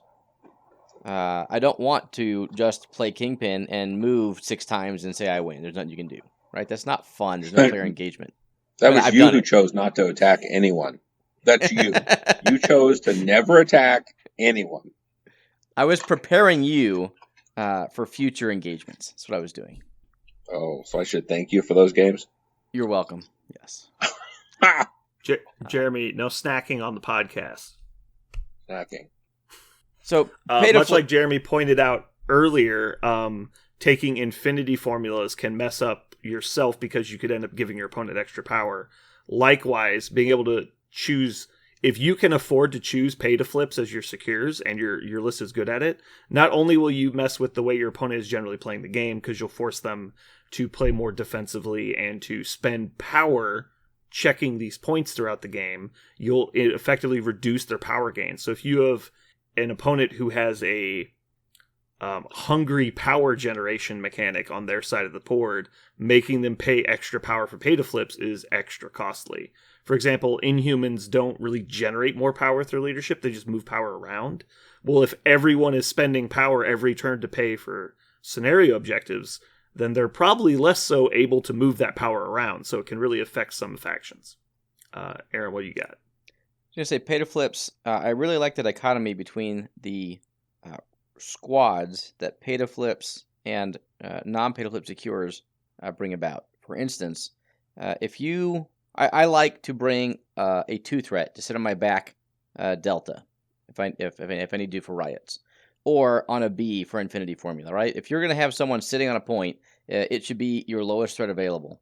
Now, they can have an effect if it's Hawkeye doing his move, port back. But in general, having someone to sit a back point's generally a good idea. However, Yeah. with pay to flips, that's useless. It's already yours. Why would you sacrifice actions, attacks, throws, etc., when you could be getting more use out of a model than just sitting on a point? So that goes back to what I said earlier about those charge models, your Valkyrie, your Killmonger, your Black Swan, Zemo. If you're sitting on your point, Mutant Madmen, you wait for your opponent to go, and then you can charge to their back point, kill them, and take their point. So if you like to get up in people's face with movement shenanigans and be aggressive, pay to flips are, I think, a way to go to help accomplish that. Nice. They're also All right. can be very frustrating. They can be very frustrating. So get it some practice, get jaded to the dice rolls, and understand that you're going to get screwed sometimes, and your opponent's going to get screwed sometimes too. Get over it. Get used to playing them. Then you don't have to play with them anymore. Once you're accustomed to it and you understand the interactions well enough to not make mistakes, then you can take them out of your list. But you definitely need to get some practice. Okay, so now we've talked about basically all the different types of missions. Does choosing missions go into affecting your rosters, or do your rosters determine which missions you take? I do roster first. I'll throw myself out there. I do roster first and then choose my scenarios after. I think that's definitely the norm. And I think very few people make sacrifices to their overall roster to better accommodate the missions they take. Mm-hmm. I think that's a rare thing. I don't think nobody does it, but I think it's less common for sure. As where I think a well-versed player will build his characters, then build his tax cards, then build his crisis around what he's taken. But I think then once you get to that end point, instead of just calling it done, work backwards again, and then see if there's anything that you could make sacrifices on in the other sections to make your crisis selection stronger. As an example, go ahead. No, you first. No, I was going to say, as an example of what you're talking about, Brandon, like, what would you say? Like, if you put together Web Warriors, which you've done many times, what would you say? We have a perfect example of this happening because I think it was like episode 17 or something. We built a Web Warriors roster on the podcast, and part of our strategy was we built our core, what was most important to us. Then we moved on to tactics cards, and then we did crises, and then we worked backwards to fill in the empty slots, I believe.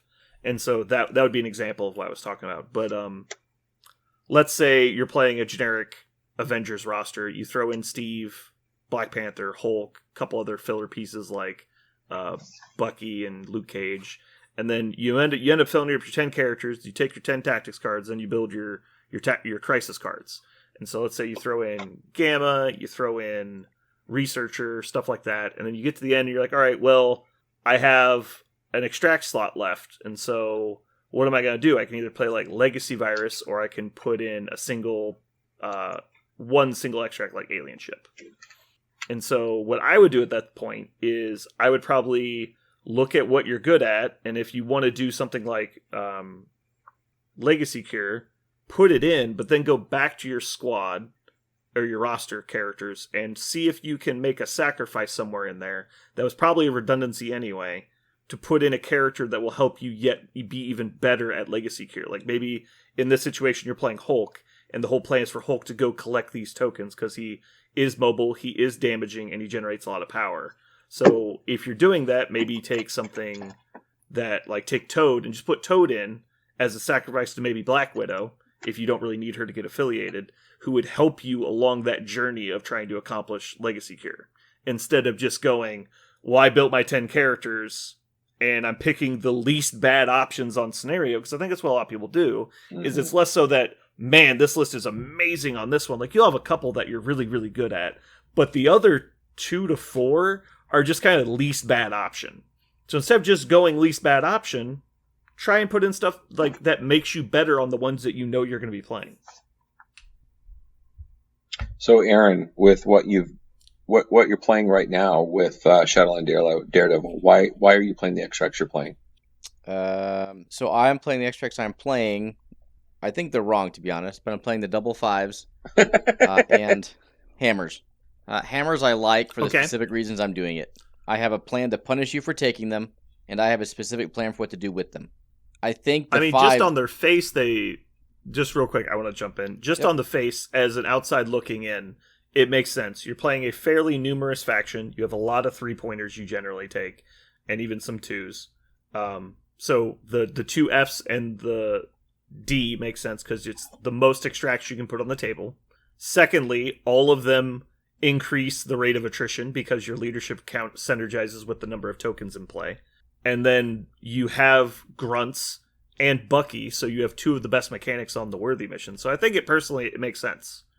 So I would say that it's not obviously wrong, but go ahead, continue what you're saying. I agree. It's also not obvious. The reason I don't particularly like it is because with so many points out there, games end relatively quickly. Oftentimes, like I have never, I want to say quote unquote never tabled anyone, despite the fact that it is a pure attrition list. So I am getting up on scenario by using attrition. But there's so many points out there that it ends a lot of times before I want it to. I call that a War Machine attrition win, where you beat your opponent into submission and then they can't really stop you from winning on scenario. You're basically just getting them under control, and then once they're backed into a corner, you're like, all right, now I'm going to score these points. The problem is if I have any sort of bad luck early, it can provide an insurmountable hole I can't dig out of. Yes.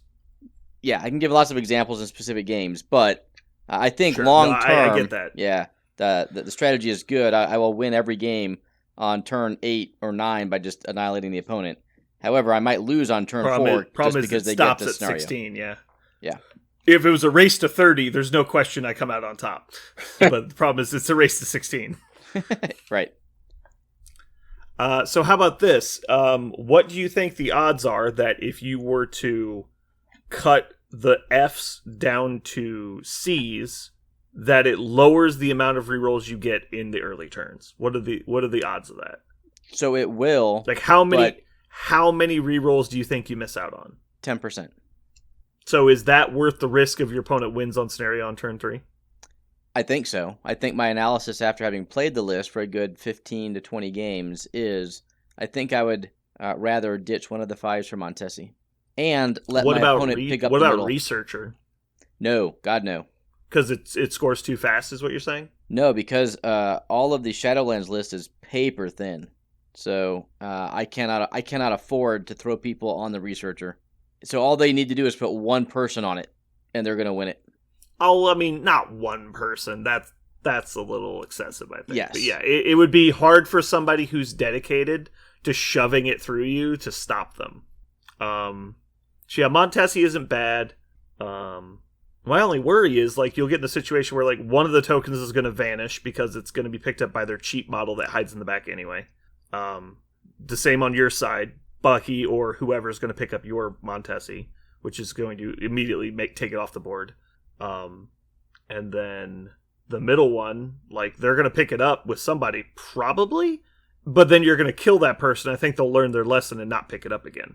However, if you're smart about it, when you daze them, you put it next to one of their characters, so they have to activate and move away from it, or pick it up if they want. So, which is really cute, by the way. I like the concept of doing that. It's like, oh, here you go. It's like you drop this. You're like, I don't want it. Keep it. They just run away. Yeah, I think Montesi is definitely safer. Because if you're only going to miss out on like 4 or 5 rerolls before turn 4, then I don't know that it matters a lot. And if they're actually, if all it ends up doing is say I played Montesi, my opponent will never score to 16. I think that's worth it too. Like if we're just gonna fight, but I get slightly less rerolls, I think I'm fine with that. I mean, there are no absolutes in the game. I can't guarantee they won't win. Yeah. But I think I like. Well, I just mean the psychological.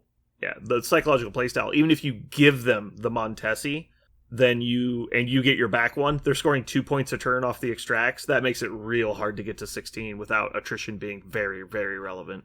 Right. For example, right now, my convocation list here. Let me pull it up. I don't think I've changed it since I've put it in my phone.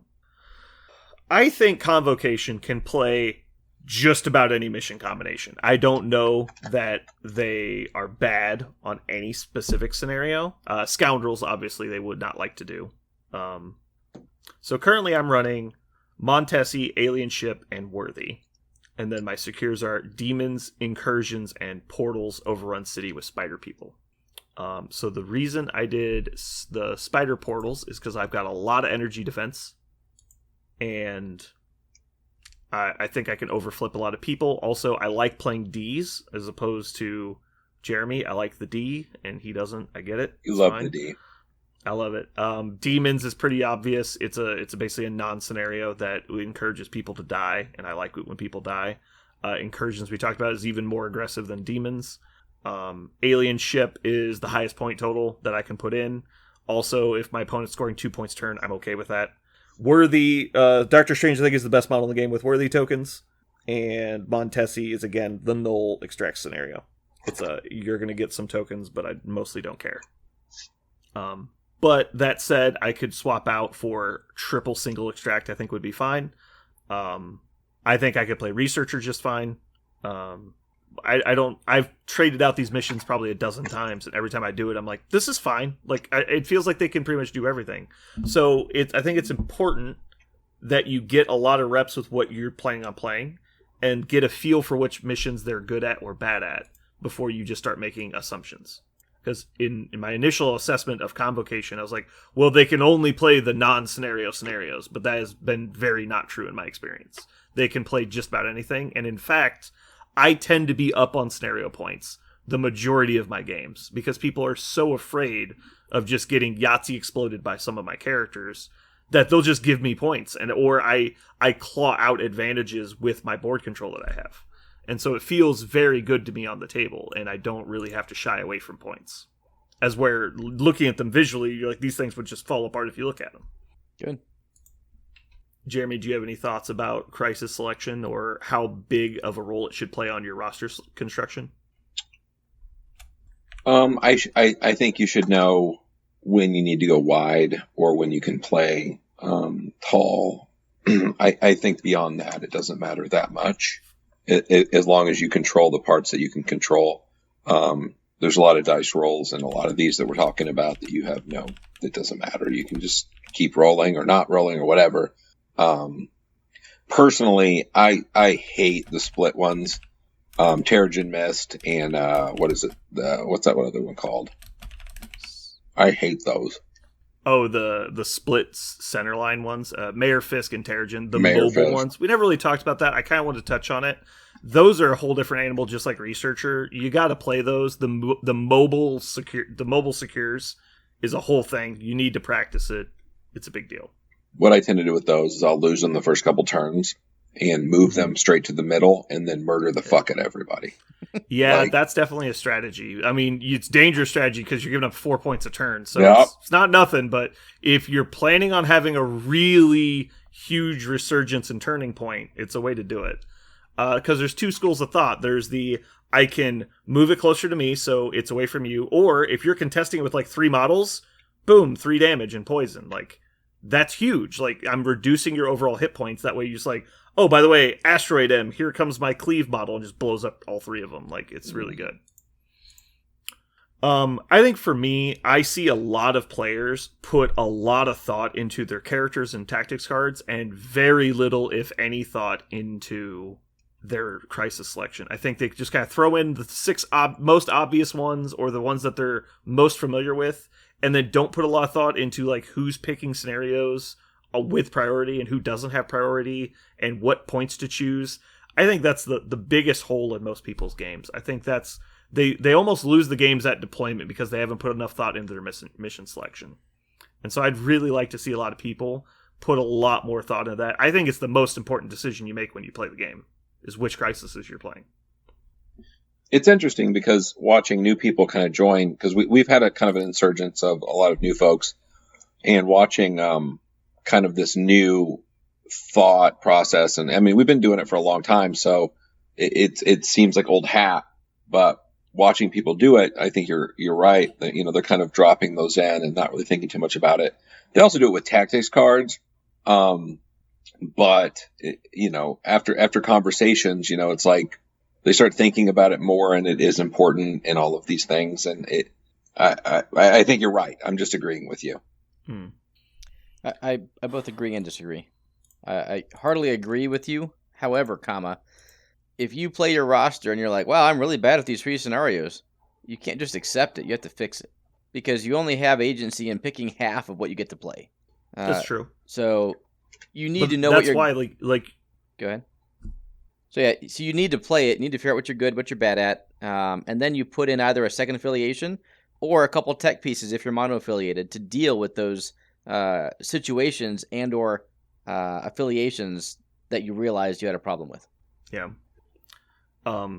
Practice is obviously hugely important, and honestly, sometimes I think you're going to find that you as a player have a style, and trying to play missions and lists that like missions outside of that play style is going to be a lot harder for you. And so I think it's okay to kind of sink into a comfort zone, but just be like, go out of your way to play every combination of scenarios. Like, hey, I haven't played this before. Let's try this one. Like, ask your opponent if they mind doing a pre-selected scenario that you guys might have in your rosters. That's something I see some people do that others don't. I think you're missing out by not doing it. Like, over the weekend, I played Infinity Formula and Alien Ship for the first time, and I played it 2 rounds in a row, and I was like, oh my god, this is so different than I thought it would be. It's very crazy. So here's something else. Go out of your way, try new... Go ahead. Back when my son and I were first learning the game, probably about the first 5 months, every time we would play, we would randomize every single one, extract and secure. So we had no idea what we were playing, so we would force ourselves to play anything. We weren't trying to pick things or see what was best. It was just completely random. So if you're starting out the game and you don't know what's good, do that. I think that's what I want to do now. I want to make a spreadsheet like matrix of all the possible mission combinations and check them off as I played them. So that way I know I played everything. Yeah, I think that would be fun. I've always thought that. We could do a league like that where you have to do everything on the league. Like you have to find an opponent and play this mission. Like bingo league. That could be fun. And do every affiliation combination. That would be cool too. All right, well, we're running out of time here, so I'm going to try and wrap us up. So in short, put a lot of thought into your crisis selection. It's probably deeper than you think it is. And don't be afraid to play out of your comfort zone. But also, it's okay to acknowledge that this is not my play style and to avoid it. But don't be afraid of it. Just, play it enough to where you understand it. And if it's not for you, that's fine. But you need to play enough to where you understand it. If you're going to try and go to tournaments or just play a lot of games and do well, because you don't want to get blindsided by stuff that's not fun. All right, you guys, anything else for us? Nope. Alrighty. Well, thank you guys for joining us today. Hopefully you had a good time. This has been Brandon. This is Jeremy and Parker. Bye, Jeremy and Parker. And Aaron. And you've just listened to The Gang Gets Effed by the D.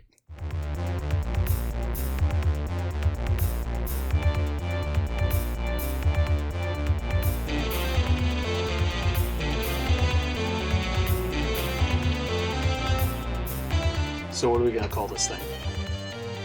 I got it. Okay. Incredible, new, fantastic, astonishing, mighty, original, uncanny, sensational podcast. I'm just going to put down infamous.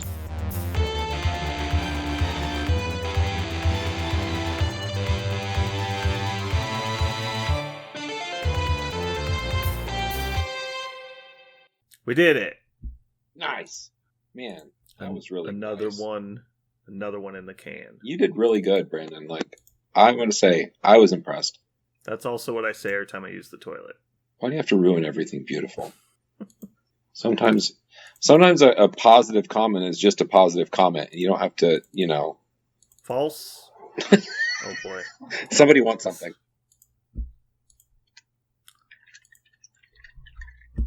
Alrighty. New Better Call Saul. I can't find anywhere that's streaming it. You son of a bitch. It's all coming to a head. I know. It's happening. Very good. It wasn't as good as Avengers Endgame, though. I watched that again today. I feel like I need to watch it once a week just to remind myself how amazing the Marvel Universe really is. Because sometimes I slip and fall and I accidentally watch like an episode of Marvel, Miss Marvel or whatever, and I'm like, wait a second, what is this? Ew, gross. What is this? Ugh. Did you mean how good the Marvel Universe is or was? I like what the Marvel Universe was. I don't know if I like what it is becoming. I think we're gonna like where it's going. I don't think because it's like a reset, right? When you went and saw the first Thor movie and the first Captain America movie, they were fine, but like they're not inspiring because we already knew those stories. Yeah, but right? the first Iron Man was fucking just like insane. Well, that's an exception, right? Like they just hit gold with that movie. As where like all of the like builder movies for the most part, there's very few of them that are like exceptionally good in their own merits as a rewatch. It's mostly getting the information out there so they can build on it.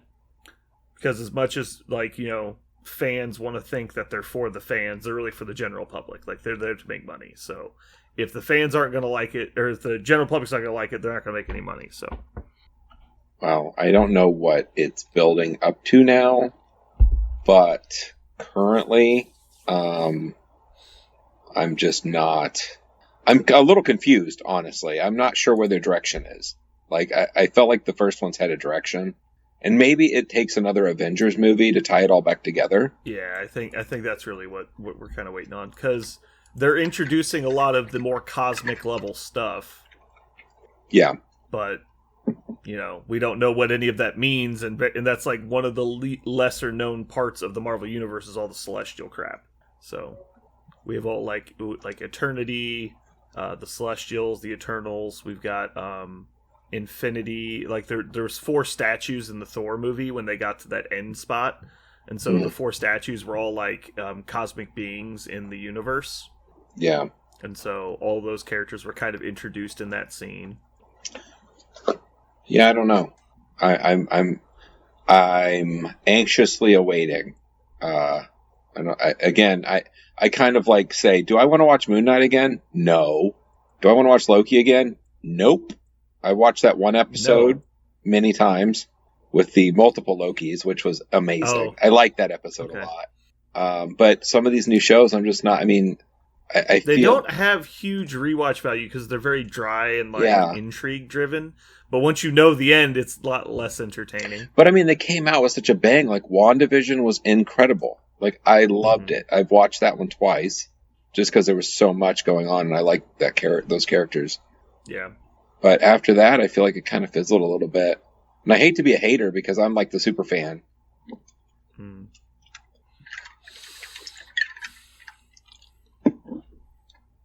I mean, I'm surely not going over to DC Universe. God help me. They just need to bring back Val Kilmer's Batman. I mean, like, really, at this point. Val Kilmer actually was pretty good Batman. Val Kilmer was good as a lot of things. Yes. He had a lot of great movies. And then, whatever happened. He was the Mad Mardigan. He was. Oh, my God. Willow reference. Everybody drink. Mad Mardigan, help! Everybody drink. Willow reference.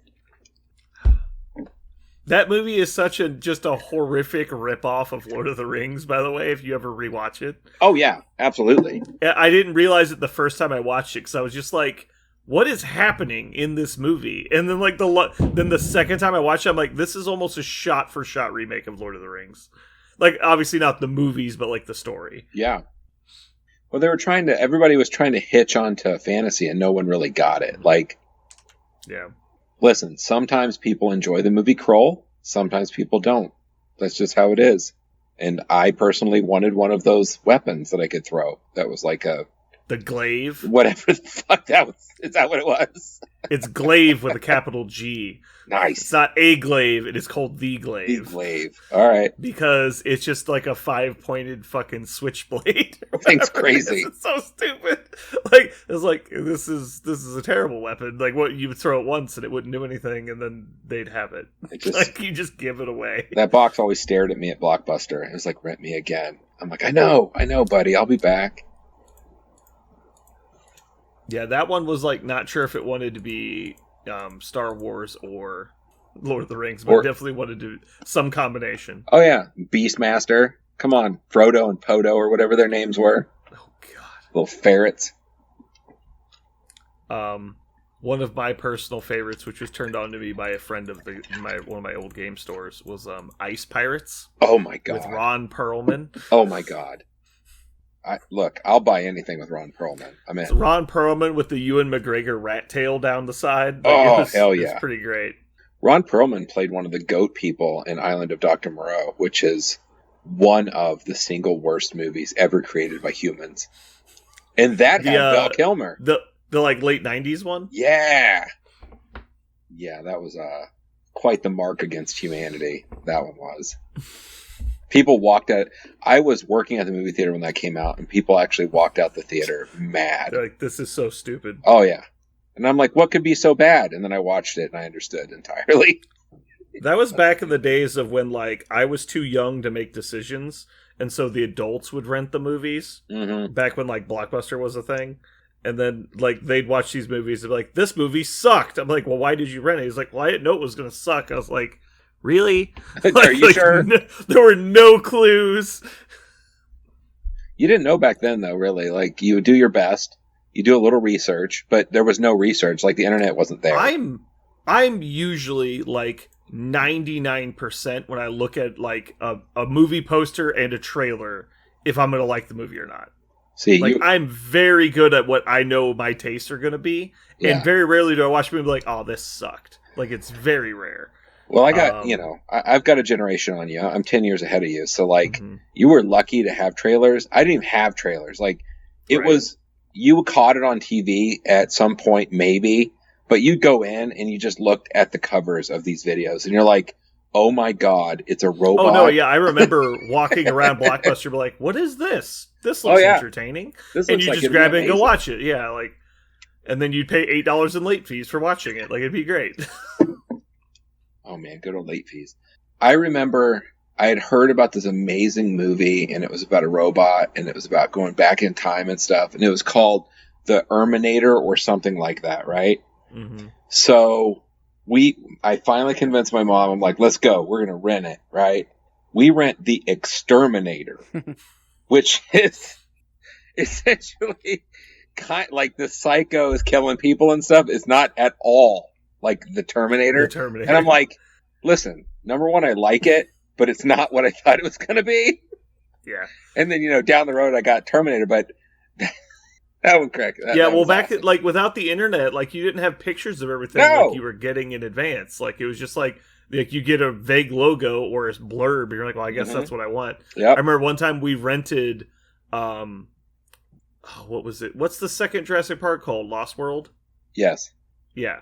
So we tried to rent Jurassic Park 2 Lost World, but because at the video store, they didn't have the full sleeves, they just had, like, a sign and then, like, a shelf of videos that were in like, their branded cases.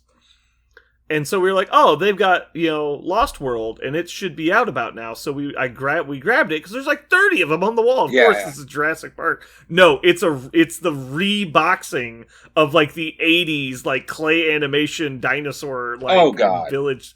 It was so terrible. I was like, what the fuck is this? We took it back. They wouldn't give us our money back because it didn't say Jurassic Park : Lost World. It just said Lost World on it. I was like, fuck this. Like, gotcha, so bitch. mad. Gotcha. Yeah, exactly. It's like, how many people made this mistake this weekend, you fucking assholes? All I know is there's a lot of American ninjas, those movies. Yeah. There's a lot of ninja movies, and, like, after renting many, many, many of them, there's only about 2 that are any good. The rest of them are pretty much garbage. Mm-hmm. There's one with Hulk Hogan. Oh, God. The 3 ninjas escape from Magic Mountain, I think it is. Oh, my God. They're at a theme park, and he's one of the attractions. And so they join forces and fight the random evildoers trying to take over the amusement park. Those are kid movies. No. Yeah. Okay. Good old. Oh, you mean like Ninja Assassin? Yeah, like they were all called like American Ninja. Like there was American Ninja and American Ninja 2 and 3 and 4. They were amazing. I remember one time I had to babysit my cousin, and I had to stay at my cousin's house, and it was like one of those houses that was kind of in the ghetto and kind of scary. But when he went to bed, I went through the VHSs, and they had Ninja Turtles 2, Secret of the Ooze. And I was able to watch that at my leisure, and it was so good.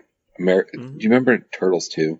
Yes, I could probably quote 90% of that movie. Back in the day of VHS, I just remember how excited I was to watch it. I'm like, oh my God.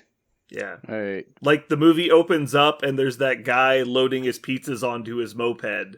And then, like... You got it. Then he, like, goes to drive away and he, like, turns down an alleyway and there's turtles fighting ninjas. And he's like, what the fuck is going on? Yep. And then, like, he's just trying to get the pizzas where they're going, man. And that's, like, a whole thing. Mhm. We watched VHS I watched that last movie month. probably 100 times. Did you? What were you watching? Sound of Music. I own a decent amount of VHSs compared to the amount of VCRs I own. How many I think VCRs do you own? 0. Oh. That's the problem. think I still have Galaxy Quest on VHS. Oh, I can't bring myself to throw it out. That was the first movie I ever bought. I have like 300 VHS and one VCR that still works. Nice. The last memories I have of VHS was my grandma had a player, and like she had like a shelf that was kind of in the back cabinet behind a bar, and you had to open a little door and you'd go kind of searching through and see what she had bought at garage sales. Mhm. And you don't even like, she just buy whatever, like thinking it was a deal. Yeah.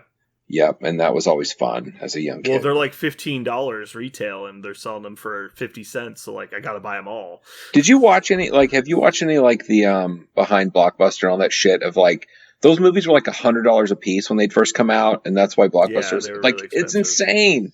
That whole They had concept. to pay them, like, they actually had to sell, like, because they were like heavy duty versions that would last, because the regular ones would break. And so I want to say they had to rent them, like, I don't know, like 12 times to make their money back. Yeah, I don't know. And then you would end up with so many, because they had to have so many copies of, like, the Mhm. Blockbuster movies. It's like, imagine if Endgame came out, and it's like, okay, well, how many people are going to rent Endgame without Disney Plus? And you're like, fucking everyone in the city is going to rent Endgame at least once in this month period. And so we have to have, like, 300 copies of it. And They it's used like, to what do the fuck that. are we going to do? Yeah. They used to do that, yeah. And now Like- thinking back at it, it's like, it's so silly that, like, we produced so many copies of those that would just get thrown out. Oh, yeah. They're in just a dump now. Like, what do you do with Yeah. that plastic garbage? Yeah. It's not like they're opening them up and putting new films in them. New video cassettes. Yeah. Well, hopefully we haven't alienated all these young people that listen to us. I'm pretty sure most people listen to us are pretty old. Not like Jeremy old, but like I want to say, whoa. my age. Hold on. Over 10. I don't want to be relative. What's our listener base these days? Have you looked up our stats? I have not checked it. I assume everyone quit listening to us. We have like two. I have some mild news also. Nice. We got a second blue band on Spotify. Fuck yeah! Hopefully that's COVID related. Now, no, God, he said it again. Get it again! That's gonna be 3 now. You fucker. Damn it! That's the secret word. Yeah, because the episode we talked about us getting a COVID strike on Spotify, we got a second one. So now we're gonna have a third one. Thanks a lot, Jeremy. So we from now on, agreed can to we use call the like term Rona from now on. or not Dovac, use- Dvac? What would that be? We'll do it backwards. Yeah. Dvod. All right, Connor's usually the one that finds it on Spotify. So Connor, when you're listening to this, see if we have a blue band, and then Oh my message God. me. We have to leave these Easter eggs for people, though. I mean, that's Yeah. the thing. So it's just fun. It's just fun. It's just fun. It looks like we're up about 10% since last time I looked. Nice. Excuse me. I had 3 chili cheese dogs for lunch. I regret nothing. I would say those are not good choices. Well, they were the Quick Trip ones. They're actually really good. I mean, as far as chili dogs. Quick Trip has chili cheese dogs. Yeah, you just go over to the nacho station and you put chili and cheese on your hot dogs. Oh my God. They advertise it. Have you ever done that? It's fucking delicious. You're not supposed to combo it, I don't think. Is that a free You thing? are 100% intended to combo it. Can you also put that on top of like 3 donuts and just call it a hot dog? What Jason does, because he's on the low carb diet, he'll get three hot dogs, put them in the nacho container, and then just do chili and cheese all over the top and eat it with a fork. And then they're like, well, technically I can only charge you for 1 chili and cheese add-on because it's 1 container. And he's like, damn right. Oh my God. So he saves like 60 cents and still gets 3 chili cheese dogs. Wow. See, look at this. We're giving tips to the world. I know, just We're life advice. Yeah. These are life hacks. It's one of those life hack videos. Yeah. I think I actually have to start looking for another job. Oh yeah. Yeah. Yeah. Today my boss was like, we can't just pay people more money because everyone else is paying people more money. I mean, she's like, are you paying people with your own money out of your own pocket? And I said, well, I go, time is money. And when I'm having to work a double because we can't have these people here, yeah, technically I am. I'm using a currency called time. She didn't like that. Mm-hmm. And I'm kind of, Are you guys like losing employees because they're not meeting? Like, yeah, we're straight in the middle of Indeed, wages. Right? So if you look at Indeed and you look at our job, you'll see everyone else is paying 20, 22, 20, 22, 20, 22. My job, $17.50. And then followed by a 22, 20, 22, 20, bonus. Like, I go, how the fuck do you think we're going to get anybody here? Like, yeah, you have to pay what the market pays. And it's or at bare minimum, you're going to have the worst employees at bare minimum, as opposed to none, maybe. Absolutely. Like, you'll probably not be completely horribly understaffed, but you're going to have the lowest common denominator of people, which is the last thing you want. You have to have some kind of drawing factor, else people are just going to leave. When you type in the word cook, that brings up a certain group of folks, and those folks are looking at all the same jobs, because a cook is a cook is a cook. Like, they're all the same. And I mean, your job's a little bit more, I guess I would say, it's a skill. It's skill. Yeah. So, well, I mean, not cooking in general, but I'm saying as far as cooking versus other cooking positions, you don't have, like, the random, like, rush hours and stuff. Like, you guys, I'm not keeping you there till 1 a.m. Exactly everything. Yeah. It's more standardized as opposed to, like, workload dependent. And so it's more stable, I guess I would say. It's like, yes. I'm coming in today. I know exactly what I'm doing. I'm leaving at this time. It's done. So, like, that's nice as far as a cook goes. Because some cooks are like, well, I guess I'm staying until 9:45 unless somebody shows up right at 10 and then I'm fucked. So what I'll say to that, though, and this is what I tell my boss, is all of that's fantastic and great and grand. I go, but the entire time before COVID, we paid equivalent wages to every other cook job. Mm-hmm. So because of COVID and the way the market is now, I can walk into any place and work as a cook, and I will make, whatever the wage is. Like, everyone's hiring and everyone's paying more than we do. That's the way it was before too. Like, it's not different. It's not different, or at least it wasn't before. They don't want to meet the rising demand for cooks. Well, they thought they were so proud of themselves before by saying we gave everyone more pay. So we did. We raised everyone about $3 an hour. But so did the rest of the United States, because that's what they pay now. Mm-hmm. But then, because they realized that wasn't good enough, they now paid an additional $2 an hour. My company has not stepped up. So that's where we're at right now. It's kind of a mess. Anyway, I spoke my opinion about time equals money, and we'll see how that goes. I don't think she dug it much. I don't know. $4,000 a year doesn't sound like a lot of extra money. It doesn't, but for the skill set we're hiring for cooks, I mean, like, in the grand scheme of things, as for like your annual books, like, sure, is $4,000 gonna make the difference per employee? And that's only if they're working full time. I don't know, man. They just. There's plenty of hills to die on, and my company will choose the weirdest fucking hills. Like, that's how it goes. That's really what it comes down to. Yeah. Some guy higher up decided that this is where we're going to save money, and it's just like short end on you. That's just corporate. Yeah, I'm like, the thing is I can only like throw down what I'm willing to do so many times. Like, I'm like, look, I told you this is what I need. This is what we have to do, or I can't do this anymore. Like, the job's impossible. And they're like, okay, cool. Well, we'll fix it. I'm like, well, you're not paying what will fix it. Like, you're not coming to the plate, like I'm still in the same exact spot I was in 6 months ago. So, well, it's not as bad as that. What was the super low point when you only had like 2 employees? I'm there now. Oh, one of them quit and kind of dropped me back in the fucking barrel. Like, I'm back where I'm at, where I was. It's not good. But here's the thing, like, I can tell you everyone listening is probably having this kind of shit go on at their job. It's an employee like ran business now. Everywhere is like you just have to deal with. You have to take care of your employees, or they'll just fucking leave. Like they'll just leave. They'll go somewhere different. It's just how it is. Or they won't even come at all. Like right now, that's my problem. I can't have people. They're just not even coming. Mm-hmm. There's not a lot of people applying for the lowest paying job on Indeed. Correct. Turns out that's true.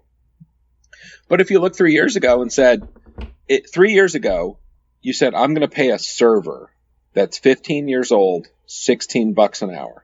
Yeah, you'd go, are you insane? Yeah. And now that's standard. Like, that's just standard. That's what you pay to get someone in the door. Unbelievable. Unbelievable. So, I look at it sideways now, and I'm just like, I don't even know what to do about it. I don't know. I come home, have a drink, watch Avengers Endgame, hang out with my kids. It's kind of the evening. Not all of us can be retired like Aaron. Yeah. It's a tough chore. Someone's got to do it.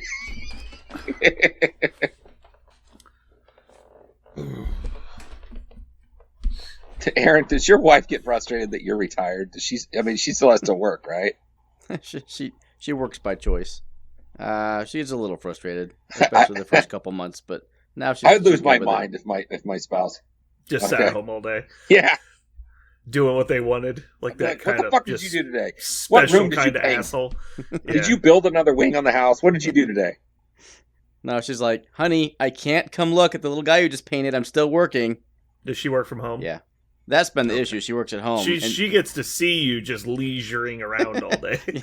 I wake up, I stay on my sweats, I drink a coffee, go work out downstairs. Yeah. You need to be adopted by your family, Aaron. I think I'd make it. I would make a good uncle. Can I just come? Do you know how bad I wish I was raised by a family that was like cool and like intelligent and like really liked to like play games and stuff? Like, oh my god. Oh, your family played games, Aaron, yeah, Brandon. Your family played games, yeah. All right. They played games like, let's see who gets drunk and shoots the other one first. Those the kind of games they played. Oh, sounds like my wife's family.